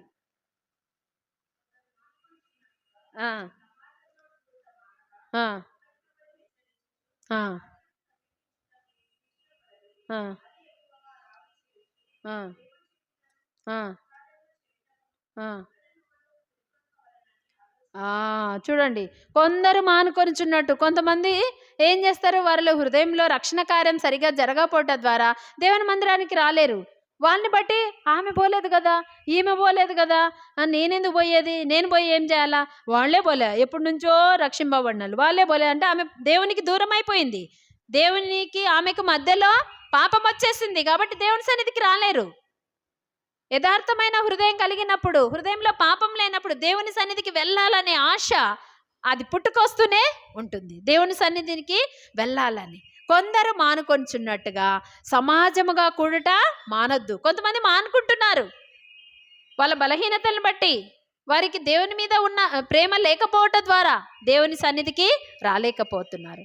కాబట్టి వాళ్ళు మానుకుంటున్నారని నువ్వు కూడా సమాజంగా కూడుట మానవద్దు అని దేవుడు హెచ్చరిక చేస్తున్నాడు. దేవునికి నీకు సంబంధం కలిగి ఉండాలంటే నువ్వు సమాజ మందిరానికి రావాలి. ప్రతి ఆదివారం దేవుని ఇంటికి నువ్వు రావాలి, దేవుని ఇంటిలో నువ్వు కనబడాలి. ఇంకేం చేయాలంట, ఒకరినొకడు హెచ్చరించుకోవాలా. వచ్చేటప్పుడు నువ్వు వచ్చే దారిలో ఎవరైనా రక్షణ పొందిన వాళ్ళే దేవుని మందిరానికి వచ్చే వాళ్ళే, ఏమ్మా రాలేదు, ఈరోజు మీటింగ్ ఉంది కదా, ఈరోజు బైబిల్ స్టడీ ఉంది కదా, సంఘ ప్రార్థన ఉంది కదా, సిస్టర్స్ మీటింగ్ ఉంది కదా, పోదాం రండి రండి అని పురికొల్పుకోవాలంట, పిలుచుకోవాలా ఒకరినొకరు. ఆ పని ఇప్పుడు ఈ దినాల్లో చేయట్లే, ఎవరికి వాళ్ళే వచ్చేస్తున్నారు కానీ ఒకరినొకరు పురికొల్ప. అందుకే సంఘాలు ఖాళీగా ఉంటున్నాయి. పురికొల్పే స్థితి ఈ దినాల్లో మనలో లేదు. ఆ పురికొల్పుట ద్వారా కూడా దేవుని యొక్క బహుమానం ఉంది, దేవుని పని అది. ఒకరినొకరు పురికొల్పుకోండి. ఎవరు చెప్తున్నారు ఈ మాట? దేవుడు చెప్తున్నాడు. ఒకరికొకరు చెప్పుకోండి, ఈరోజు మీటింగ్ ఉంది, ఈరోజు ఆ మీటింగ్ ఉంది, వెళ్దాం రా, పోదాం రండమ్మా అని చెప్పేసి పురికొల్పుకోవాలంట. అంతేకాదు ప్రేమ చూపుటకును సత్కార్యములు చేయుటకును ఒకరినొకడు పురికొల్పుకోవాలంట. ప్రేమ చూపించాలా. నిజంగా నీకు సహోదరుని మీద ప్రేమ ఉంటే నువ్వేం చేస్తావు? ఆమె ఒకవేళ బలహీనరాలై ఉంటుంది, ఏంది మర్చిపోయి ఉంటుంది, ఒకవేళ ఈ టైము మీటింగ్ టైం మర్చిపోయిందేమో, నువ్వు వస్తా ఉంటే చూసి ఆడ కూర్చుంటుంది, రామా పోతాం మీటింగ్ ఉంది కదా తొందరరా అని చెప్పేసి అట్లా పురికొల్పుకొని మనము ఒకరినొకరు పురికొల్పుట ద్వారా దేవుని దగ్గర బహుమానము పొందుకుంటాం. దేవుని దగ్గర మనకు బహుమానం ఉంది. తన నామమును బట్టి చూపిన ప్రేమను మర్చుటకు దేవుడు అన్యాయస్తుడు కాదు. ఆయన నామమున నువ్వు ఆమెని హెచ్చరిక చేస్తున్నావు, ఆయన సన్నిధికి నువ్వు ఆహ్వానిస్తున్నావు కాబట్టి దేవుడు దానికి నీకు ప్రతిఫలం ఇచ్చేవాడుగా ఉన్నారు. ఆ దినము సమీపించుకోలేదు. కొందరు మానుకొంచున్నట్టుగా మనము మానుకోకూడదు. అట్లా మానుకుంట ద్వారా కూడా మనము సమాధానాన్ని పోగొట్టుకుంటాం, ఆత్మీయతను పోగొట్టుకుంటాం, ఫలించలేము, మనలో ఆత్మఫలాలు కనబడవు. కాబట్టి మనం ఈ దినాల్లో ఫలించకపోవటానికి కారణం అదే, దేవుని సన్నిధికి దేవుని ఒకరినొకరు పురికొల్పుకోలేకపోతున్నాం కాబట్టి మనము దేవునితో ఉన్నటువంటి సంబంధాన్ని పోగొట్టుకుంటున్నాం. అంతేకాదు చూడండి, లూకా సువార్త 19వ అధ్యాయం 42వ.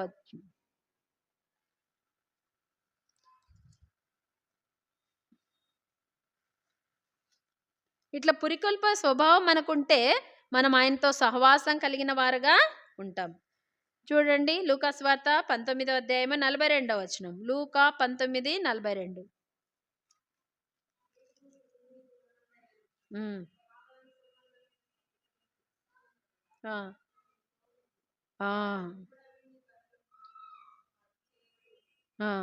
చూడండి, దేవుడు ఎప్పుడు మాట్లాడతాడో ఏం మాట్లాడుతున్నాడో మనం జాగ్రత్తగా ఆలకించాలి.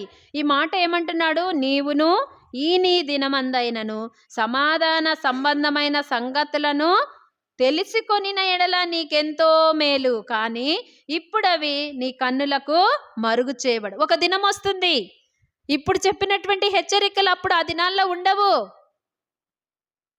దేవుడు హెచ్చరిస్తున్నప్పుడే, దేవుడు మనతో మాట్లాడుతున్నప్పుడే మనం సరి చేసుకోవాలంట. ఏ కొరత కలిగి ఉన్నామో దాన్ని మనము సరి చేసుకోవాలా, లేకపోతే తర్వాత కన్నులకు మరుగైపోతాయి. యెరూషలేం గురించి ఎంత మాట మాట్లాడుతున్నాడు దేవుడు. దానిని చూచి, ఆ పట్టణమును చూచి చూడు 41లో, ఆయన పట్టణమునకు సమీపించినప్పుడు దానిని చూచి దాని విషయమై ఏడ్చి ఎన్నోసార్లు యెరూషలేముకు వెళ్ళినాడు దేవుడు. యేసుక్రీస్తు ప్రభు ఎన్నో మాటలు చెప్తూ వచ్చినప్పటికీ ఆ పట్టణంలోని వారు అంటే ఆయన స్వకీయులు ఆయనను అంగీకరించలేదు, దేవుని మాటల్ని తీసుకోలేదు. అయితే ఇప్పుడు అవి నీ కన్నులకు మరుగు చేయబడి ఒక దినం వస్తుంది, నీకు చెప్పేవారు ఉండరు, దేవుని వాక్యం నీకు వినబడదు. దేవుని వాక్యమే మనల్ని సరిచేసేది, దేవుని వాక్యమే మనల్ని పోషించేది, దేవుని వాక్యమే మనల్ని బ్రతికించేది. ఇదే వాక్యము ఒక దినాన మన కన్నులకు మరుగు చేయబడుతుందంట. ఆ దినము రాకమునుపే దేవుడు మనల్ని హెచ్చరించినప్పుడే సరి చేసుకోవాలా. దేవుని కొరకై నమ్మకంగా జీవించడానికి మనల్ని మనము సిద్ధపరచుకోవాలి. నీవును ఈ నీ దినమందైనను సమాధాన సంబంధమైన సంగతులను తెలుసుకుంటే నీకంతో మేలు. మనసు మార్చుకోవాలా. దేవుడు మనతో మాట్లాడుతున్నప్పుడు మన మనసులో దేవునికి ఇష్టం లేనివి ఏవైతే ఉన్నాయో వాటిని తీసివేసుకోవటానికి మనం ఇష్టపడాలి. మన మనసును మార్చుకోవాలి. అప్పుడే దేవునితో మనం సంబంధం కలిగిన వారంగా ఉంటాము. తర్వాత మూడోదిగా మనుషులతో సమాధానము కలిగి ఉండాల. మనుషులతో సమాధానం ఉండాలి. చూడండి, రోమిలకు రాసిన పత్రిక 12వ అధ్యాయము 18వ వచనం. రోమా 12వ అధ్యాయము 18వ వచనం.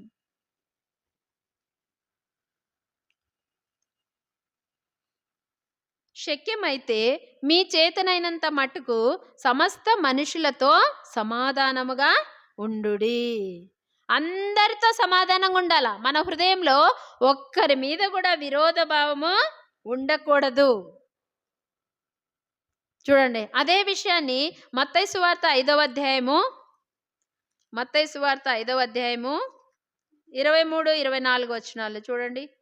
మత్తయి సువార్త 5:23-24 వచనాలు.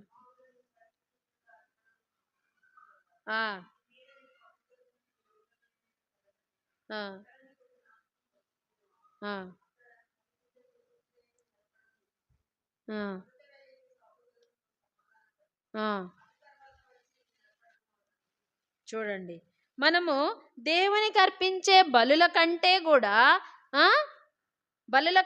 ఇతరులతో సమాధాన పడటము ఎంతో ఆనందాన్ని ఇస్తుంది, సంతోషాన్ని ఇస్తుంది కదా.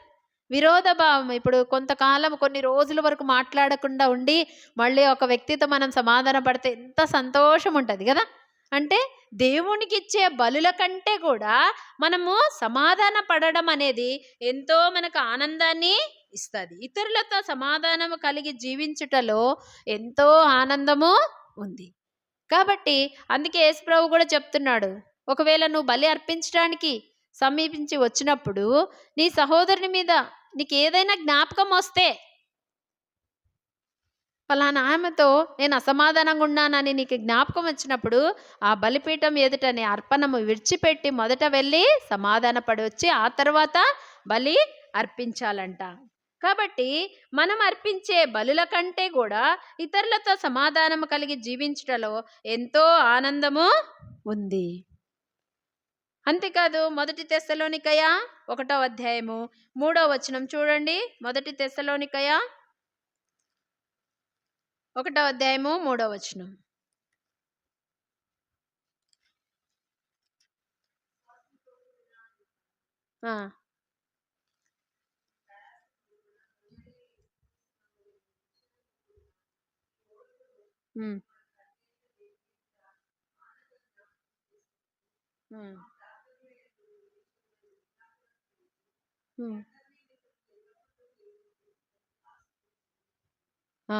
మీ ఓర్పును యేసుక్రీస్తునందలి నిరీక్షణతో కూడిన మీ ఓర్పును మేము మన తండ్రి అయిన దేవుని ఎదుట మానక జ్ఞాపకం చేసుకొనుచు మా ప్రార్థనల యందు మీ విషయమై విజ్ఞాపనము చేయుచు మీ అందరి నిమిత్తం ఎల్లప్పుడూ దేవునికి కృతజ్ఞతాస్తుతులు చెల్లించుచున్నాము అంటున్నాడు. చూడండి, అంతేకాదు, ఇది 2వ తెస్సలోనిక అనుకుంటే చూడండి, 2వ తెస్సలోనికయ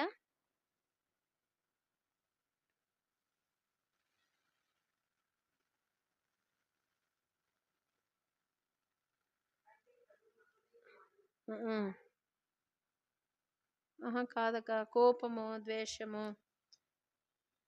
పగ, అసూయ. 1 తెస్సలోనికయ 1వ అధ్యాయము 3వ వచనము.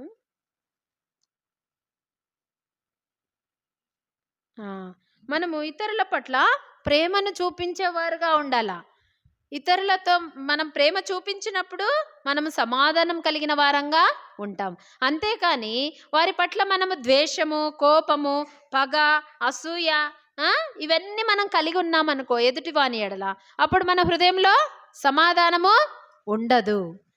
కాబట్టి ప్రేమను చూపించాలా ఇతరుల పట్ల, ఓర్పు కలిగినటువంటి వారంగా మనము ఉండాల. అప్పుడే మన దేవుడిచ్చినటువంటి ఆ సమాధానాన్ని మనము కాపాడుకునేవారుగా ఉంటాం. మనుషులతో ఎల్లప్పుడూ మనము సమాధాన పడి ఉంటామన్నమాట. అంతేకాదు, చూడండి హెబ్రీలకు రాసిన పత్రిక 12వ అధ్యాయం 14వ వచనం.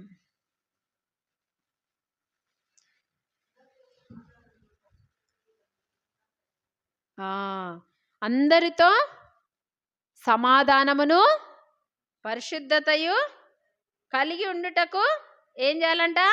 ప్రయత్నించాలంట మనం కదా. సమాధానానికి విరోధమైంది ఏంటి? Opposite word. సమాధానానికి విరోధమైనది ఏంటి? గొడవ కదా, కలహం. కాబట్టి ఎవరిలో అయితే గొడవ పడే స్వభావము, కలహముతో కూడినటువంటి మనస్సు కలిగి ఉంటారో వాళ్ళలో సమాధానము ఉండదు. యోహాను సువార్త 14వ అధ్యాయము 27వ వచనం.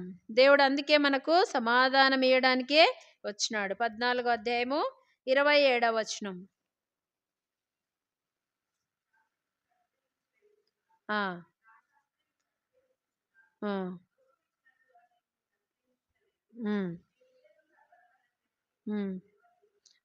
చూడండి, శాంతి అంటే కింద ఏముందమ్మా? 3 అని నంబర్ వేసింది కింద. సమాధానం. ఈ సమాధానం ఎక్కడుంది? యేసుప్రభు దగ్గరే ఉంది, ఇంకా ఎక్కడ కూడా దొరకదు. ఆ శాంతి, శాంతిని నువ్వు పొందుకోవాలంటే దేవుడి దగ్గరికి మాత్రమే రావాలి. యేసు ప్రభు దగ్గర మాత్రమే సమాధానము దొరుకుతుంది. అందుకే యేసు ప్రభు అన్నాడు, పోయిన సంవత్సరం మనకి ఇచ్చిన వాగ్దానం కదా, మధ్య వాగ్దానం, శాంతి మీకు అనుగ్రహించి వెళ్ళుచున్నాను, నా శాంతిని మీకు అనుగ్రహిస్తున్నాను. కాబట్టి శాంతి కావాలంటే, సమాధానం కావాలంటే ఎవరి దగ్గరికి రావాలి? యేసు ప్రభు దగ్గరికి రావాలి. ఒకవేళ మీ అన్నదమ్ముల మధ్య అసమాధానం ఉందా, అక్క చెల్లెల మధ్య అసమాధానం ఉందా, ఇరుగు పొరుగు వారి మధ్య అసమాధానం ఉందా, సంఘంలో ఎవరితోనైనా అసమాధానంగా ఉన్నావా, మరలా నీకు సమాధానం కావాలంటే ఎక్కడికి రావాలి? యేసుప్రభు దగ్గరికి వచ్చి చెప్పాలి, ఫలాని వ్యక్తితో నేను అసమాధానంగా ఉన్నా, సమాధానం పడటానికి నాకు వీలు కలిగించు ప్రభువా అని ప్రార్థన చేస్తే దేవుడు తప్పకుండా మనకు సమాధానము ఇచ్చేవాడుగా ఉన్నాడు. అంతేకాదు, మన సరిహద్దుల్లో కూడా ఎలా ఉండాలి? సమాధానం ఉండాలి. కీర్తనల గ్రంథం 147వ అధ్యాయం. కీర్తనలు 147వ అధ్యాయము. కీర్తనలు 147 14వ వచనం.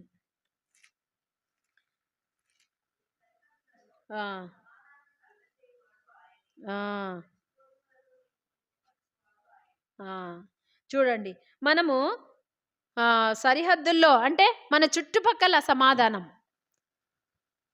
మనం చుట్టుపక్కల సమాధానం కావాలి, అందరితో సమాధానం ఉండాలంటే ఎట్లా వస్తుంది? ముందు మనం దేవునితో సమాధానంగా ఉండాలి, తర్వాత మనుషులతో మనం సమాధానం కలిగి ఉన్నప్పుడే మన సరిహద్దుల్లో కూడా సమాధానము ఉంటుంది, మన ఊర్లో కూడా సమాధానము ఉంటుంది. ముందు మనం దేవునితో సమాధాన పడాలి, తర్వాత మన సహోదరులతో సమాధాన పడాలి. దేవునితో మనుషులతో మనం సమాధాన పడినప్పుడు మన సరిహద్దుల్లో కూడా సమాధానము దేవుడు ఇస్తాడు. నీ సరిహద్దుల్లో సమాధానము కలగజేయువాడు ఆయనే. ఎప్పుడైతే సమాధానం ఉంటే మంచి గోధుమలతో నిన్ను తృప్తిపరచువాడు ఆయనే. కాబట్టి ఆయన దగ్గర సమాధానాన్ని మనం కాపాడుకోవాలి. ఈ దినాల్లో దేశ సరిహద్దుల్లో, దేశంలో అంటే మన భారతదేశంలో సమాధానం లేదు. వీళ్ళెవరు? పాకిస్తాన్ వాళ్ళు భారతదేశం మీద విరోధము కలిగిన వారుగా ఉన్నారు కదా. అందుకనే మన సరిహద్దుల్లో ఎవరుంటారు? కాపలా కాస్తూ ఉంటారు కదా, సైన్యము కదా, మిలిటరీ సైనికులందరూ కూడా కాపలా కాస్తుంటారు. వేరే దేశం వాళ్ళు మన దేశం మీదకి రాకుండా వాళ్ళు అక్కడ కాపలా కాస్తూ ఉంటారు. అదే సరిహద్దు అంటే. మన సరిహద్దుల్లో కూడా మన పొలాల్లో కానీ, లేకపోతే మన ఇల్లు ఉంది, ఇంటి చుట్టూ ప్రహరీ గోడ ఉంటుంది, దీని చుట్టూ కూడా ఎవరు కూడా మన కీడు తలపెట్టకుండా ఉండాలంటే మనం ముందుగానే మన పక్కింటోళ్ళతో, వాళ్ళతో, వీళ్ళతో ఎట్లుండాలా? సమాధానంగా ఉండాల, ప్రేమను చూపించాల. క్రీస్తు ప్రేమను వారి పట్ల చూపించినప్పుడు ఎవరు మనకు విరోధులుగా ఉండరు. ఈ దినాల్లో ఏం చేస్తున్నారు? ఆ దినాల్లో దేవుని దగ్గరికి మనుషుల్ని రాబట్టుకోవాలంటే మొట్టమొదటిగా ఏం చేస్తారు మనుషులు? ఆ? ఎవరైనా సరే, కొత్త వాళ్ళైనా. ఇప్పుడు బక్సింగ్ అంకుల్ కూడా ఆ ట్రైన్లో పోతున్నప్పుడు ఎవరి దగ్గరకన్నా వెళ్ళి బాగున్నారా, మీ పేరేంటి అని చెప్పేసి అట్లా మాటలు కలుపుకొని వాళ్ళకి దేవుని మాటను చెప్తూ రావాలి. మనం కూడా అంతే, ఇరుగు పొరుగు వారి మధ్య మనకు సమాధానం కావాలంటే దేవుని మాటలు చెప్పుకోవాలా. కానీ కొందరు కూర్చుంటారు ముసలమ్మ ముచ్చట్లు, వ్యర్థమైన మాటలు, ఎక్కువ పనికిరాని మాటలు మాట్లాడితే విస్తారమైన మాటల్లో ఏముంటుందంట? దోషం ఉంటుందంట. దేవుని గురించిన మాటలు మాట్లాడితే దేవుడు మన హృదయాల్లో సమాధానము నింపుతాడు. వాళ్ళకు కూడా దేవుని గురించిన ఆశ పుడుతుంది. దేవుని దగ్గరికి వెళ్ళాలి, ఈ మాటలు బాగున్నాయి, వాళ్ళు మాట్లాడుతున్న మాటలు బాగున్నాయి, ఆ మాటలు వినాలనే ఆశ వారిలో కలుగుతుందన్నమాట. కాబట్టి మన సరిహద్దుల్లో సమాధానం కావాలంటే దేవునితో మొట్టమొదటిగా మనం సమాధానపడి మనుషులతో సమాధాన పడినప్పుడు తప్పకుండా మన సరిహద్దుల్లో కూడా సమాధానము కలుగుతుంది. చూడండి, అదే కీర్తనలు 120 అధ్యాయము 7వ వచనం. కీర్తనలు 120.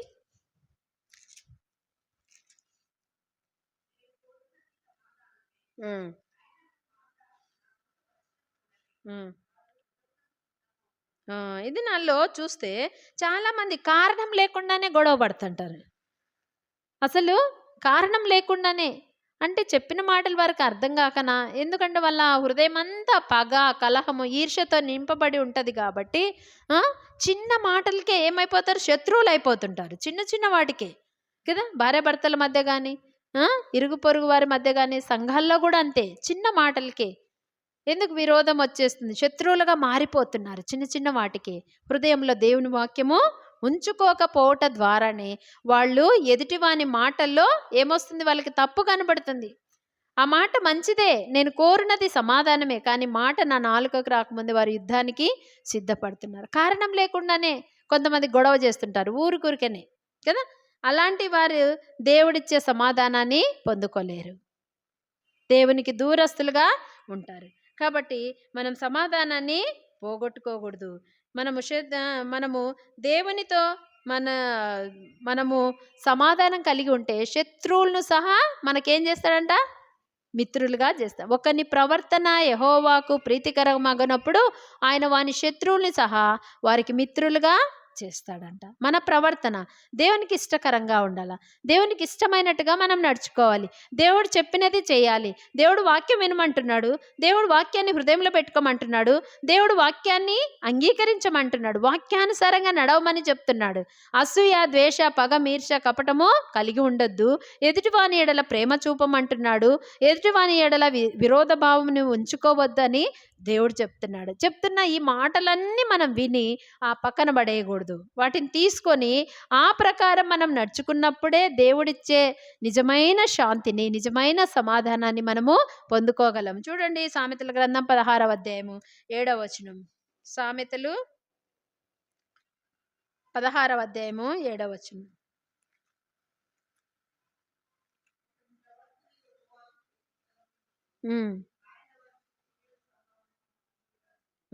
మన ప్రవర్తన యెహోవాకి ఎట్లుండాలా? ప్రీతికరంగా, అంటే ఇష్టమైనదిగా ఉండాలి. ఆయనకి ఇష్టమైనట్టుగా మనం నడుచుకున్నప్పుడు మనకు శత్రువులైన వారే ఉండరు. శత్రువుల్ని కూడా మనకేం చేస్తాడంట? మిత్రులుగా చేసేస్తాడంట. అంటే మనకు శత్రువులు ఉన్నారంటే మన ప్రవర్తన దేవునికి ఇష్టకరంగా లేదు అని అర్థం. ఒక్కరు కూడా మనకు శత్రువులుగా ఉండకూడదు. మనకు ఒకే ఒకడు శత్రువు, ఎవడు? సాతానుడు. వాడు ఎప్పుడు మనకు విరోధి, అంతే. మన సాటి సహోదరులు ఎవ్వరు కూడా మనకు శత్రువులు కారు, సాతానుడు ఒక్కడే మన శత్రువు. కాబట్టి మనము ఇతరుల విషయంలో మనము శత్రువులుగా వారిని భావిస్తున్నామంటే మన ప్రవర్తన సరిగా లేదు అని అర్థం. మన ప్రవర్తన యెహోవాకు ప్రీతికరంగా ఉంటే తప్పకుండా ఆయన మన శత్రువుల్ని సహా మనకు మిత్రులుగా మారుస్తాడు. చూడండి, మొట్టమొదటిగా ఈ 3వ ఫలం ఏంటి? సమాధానము కదా. సమాధానం అంటే ఏంటి? సమాధానం అంటే ఏంటమ్మా? శత్రుత్వాన్ని అనగా విరోధ భావాన్ని తీసివేసి గొడవల వల్ల విడిపోయినటువంటి వారిని తిరిగి వాళ్ళని దగ్గరికి తీసుకురావడమే సమాధానం. అర్థమైందా? సమాధానం అంటే ఏంటంటే విడిపోయిన వారిని, గొడవల వల్ల విడిపోయిన వారిని, దూరం అయిపోయిన వారిని మరలా తిరిగి కలపడమే సమాధానం. ఈ సమాధానము ఎవరి దగ్గర ఉంటుంది? ఎప్పుడొచ్చింది సమాధానం భూమి మీదకి అంటే యేసుక్రీస్తు ప్రభు పుట్టినప్పుడే భూమి మీదకి సమాధానం వచ్చింది. ఎవరికి సమాధానం అంటే ఆయనకి ఇష్టలకు సమాధానము ఉంటుంది. దేవునికి ఇష్టలుగా జీవించిన వారికి ఎప్పుడు హృదయంలో ఏముంటుంది? సమాధానం ఉంటుంది, నెమ్మది ఉంటుంది. వాళ్ళు ఎదుటివాడు ఏం మాట్లాడుతున్న దాన్ని పట్టించుకోడు కదా, వాళ్ళ మీద కోపపడ్డు, సమాధానంతోనే ఉంటారు. ఇది నాలో గొడవకు దిగుతున్నారు అంటే హృదయములో దేవుని వాక్యము పెట్టుకోలేదు. కాబట్టి దేవునితో మనము సమాధాన పడాలి. సమాధానకర్త ఆయన. సమాధానం ఎక్కడ దొరుకుతుందంటే తండ్రి అయిన దేవుని దగ్గర, యేసుక్రీస్తు ప్రభు దగ్గర మాత్రమే ఆ సమాధానము దొరుకుతుంది. మనకు సమాధానం కావాలంటే మనం దేవుని దగ్గరికి రావాలి. పాపం వలన మానవుడు సమాధానాన్ని కోల్పోయినాడు. ఎవరితో? దేవుడితో సమాధానాన్ని కోల్పోతాడు.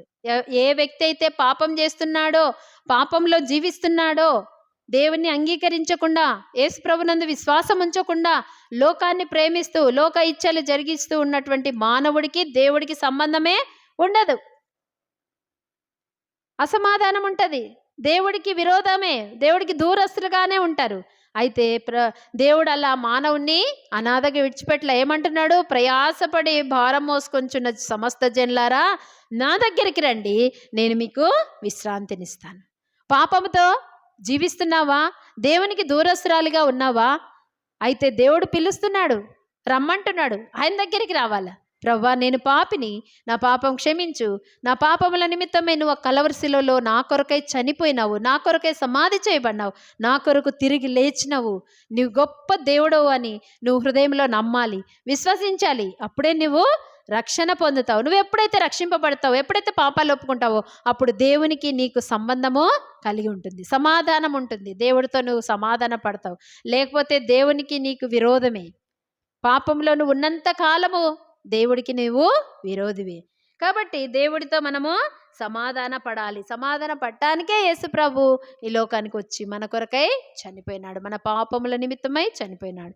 కాబట్టి మనము చింతించాల్సిన పనిలే, బాధపడాల్సిన పనిలే. యేసు రక్తం మన కొరకు ఉంది. యేసు రక్తం ప్రతి పాపము నుండి మనల్ని కడిగి పవిత్రపరుస్తుంది. కాబట్టి యేసు ప్రభు రక్తములతో నీ పాపం కడిగి వేసుకో, అప్పుడు దేవుడితో సమాధానం నీకు కలుగుతుంది. తర్వాత దేవుని సమాధానకర్త, ఆయన నీకు సమాధానం అనుగ్రహించేవాడుగా ఉంటాడు. ఆయన మీద నువ్వు ఎప్పుడైతే ఆనుకుంటావో ఆయన నీకు పూర్ణ శాంతిని అనుగ్రహిస్తాడు. దేవునితో సంబంధం ఎప్పుడు మనం కలిగి ఉంటాం? దేవునికి మనకు యూదులకు విరోధంగా ఉన్నటువంటి ఆ సంబంధాన్ని కూడా యేసుక్రీస్తు ప్రభు ద్వారానే మనకు సమాధానము కలిగిస్తూ వచ్చినాడు అనమాట. అయితే దేవుడితో ఉన్నటువంటి ఆ సంబంధము తెగిపోకుండా ఉండాలంటే, ఎప్పుడు దేవుడితో మనం సమాధానంతో ఉండాలంటే మనం దేవుని వాక్యాన్ని శ్రద్ధగా చదవాలి, దేవుని వాక్యాన్ని వినాలి, దేవుని వాక్యాన్ని గైకొనాలి. దేవుని వాక్యాన్ని హృదయంలో ఉంచుకుంటే పాపము చేయలేము. ఎప్పుడైతే మనం పాపం చేస్తామో అప్పుడు దేవునికి మనం దూరం అయిపోతాం. కాబట్టి మన పాపమే మనల్ని దేవునికి దూరం చేస్తుంది మనల్ని. కాబట్టి ఆ పాపం చేయకుండా ఉండాలంటే దేవుని వాక్యం మన హృదయంలో ఉంచుకోవాలి. తర్వాత మనం భూమి మీద ఉన్నాం కాబట్టి భూమి మీద ఉన్నటువంటి మనుషులతో మనం సమాధానంగా ఉండాలి, మనుషులతో సమాధాన పడాలి. చూస్తూ వచ్చిన రోమిలకు రాసిన పత్రిక 12వ అధ్యాయం 18వ వచనంలో కోపము, ద్వేషము, పగ, అసూయ వలన మనుషులతో కూడా మనం సమాధానాన్ని కోల్పోతాము. అయితే దేవునికి బలులు అర్పించటం కంటే ఇతరులతో మనం సమాధానం పట్ట అనేది ఎంతో మనకు ఆనందాన్ని ఇస్తుంది, సంతోషాన్ని ఇస్తుంది, సమాధానాన్ని ఇస్తుంది. తిరిగి మన సరిహద్దుల్లో కూడా సమాధానము ఎప్పుడు వస్తుంది అంటే మనము దేవునితో సమాధానంగా ఉన్నప్పుడు, ఇరుగు పొరుగు వారితో మనం సమాధానంగా ఉన్నప్పుడు ఆటోమేటిక్గా మన సరిహద్దుల్లో కూడా సమాధానము వస్తుంది. మన దేశాన్ని బట్టి కదా, మానవుని పాపమును బట్టి. అందుకే యెహెజ్కేలు గ్రంథం 22వ అధ్యాయం 30వ వచనంలో ఉంది కదా, ఏమంటాడు? నేను దేశమును పాడు చేయకుండానట్లు మన పాపమును బట్టి, మానవుని తప్పిదమును బట్టి దేశం కూడా పాడైపోతుంది. అందుకే ఏమంటాడు దినవృత్తాంతముల గ్రంథంలో నా పేరు పెట్టబడిన నా జనులు తమ్మును తాము తగ్గించుకున్న సన్నిధికి వచ్చి ప్రార్థన చేస్తే నేను వారిని బాగు చేస్తాను, వారి దేశాన్ని స్వస్థపరుస్తానన్నాడు. అంటే మానవుని పాపమును బట్టి దేశం కూడా ఏమైపోతుంది? అపవిత్రమైపోతుంది. మన పాపమును బట్టి మన దేశానికి మనం నష్టం కలిగించేవారుగా ఉంటాము. అదే సరిహద్దుల్లో అంటే మన దేశంలో సమాధానం ఉండాలంటే మొట్టమొదటిగా మనము దేవునితో సమాధానంగా ఉండాలి. మన ఇరుగు పొరుగు వారితో మనం సమాధానం ఉన్నప్పుడు మన దేశంలో కూడా సమాధానము ఉంటుంది. ఈ రీతిగా ప్రతి ఒక్కరూ ఆ రీతిగా ఉండడానికి ప్రయత్నించినప్పుడు మన దేశం అంతా కూడా శత్రువులే ఉండరు, గొడవలే ఉండవు, కొట్లాటలే ఉండవు, కలహాలే ఉండవు. సమాధానాన్ని కాపాడుకోవడానికి మనము సిద్ధంగా ఉండాలి. సమాధానం లేకుండా మనం దేవునికి అర్పణ అర్పించినా కూడా అది ఆయన స్వీకరించడు అన్నాడు కదా మత్తయి సువార్త 5వ అధ్యాయం 23-24 వచనంలో. నీవు అర్పణం అర్పించుటకు వచ్చినప్పుడు నీ సహోదరుని మీద నీకు విరోధం ఏమైనా నీకు జ్ఞాపకం వస్తే ఏం చేయాలంట? ఆ బలి అక్కడే విడిచిపెట్టేసి మొదట వెళ్ళి నీ సహోదరునితో సమాధాన పడి తర్వాత వచ్చి బలి అర్పించమంటున్నాడు కదా. మనకు ముందున్నటువంటి మన పూర్వీకులు కూడా బక్సింగ్ అంకుల్ గురించి కూడా చెప్తారు కదా చాలామంది. అంకుల్ కూడా ఒకసారి సంఘంలో ఎవరితోనూ అసమాధానం ఉంటే బల్ల విరవటానికి వెళ్తున్నప్పుడు పులిపీట నుంచి దిగి వెళ్ళి లాస్ట్లో కూర్చున్నాడంట ఆ బ్రదర్. అక్కడికి వెళ్ళి ఆయన చేపట్టుకొని క్షమించమని అడిగి సమాధాన పడి వచ్చి బల్ల విరిచినారంట కదా. అంటే సమాధానం లేకుండా మనము బల్లలో చేయి వేసినా ఫలితము లేదు, శిక్షకు పాత్రలం అవుతాం. సమాధానం లేకుండా బల్ల తీసుకోవద్దు, ఆరాధన చేయొద్దు, నీ అర్పణలు అర్పించొద్దు, అవి దేవుడు స్వీకరించడు. కాబట్టి దేవుడు ఇచ్చినటువంటి మాటలు, ఈ హెచ్చరికలను మనం తీసుకొని మన ఆత్మీయ జీవితాన్ని మనం చక్కగా కట్టుకుందాం గాక. దేవుడి మాటలు దీవించును గాక. రానున్న దినాల్లో ఇంకా మిగిలినటువంటి ఆ యొక్క ఆత్మ ఫలాల గురించి మనము నేర్చుకుందాము. దేవుడి మాటలు దీవించును గాక. శశికళక ప్రార్థన చేయండి.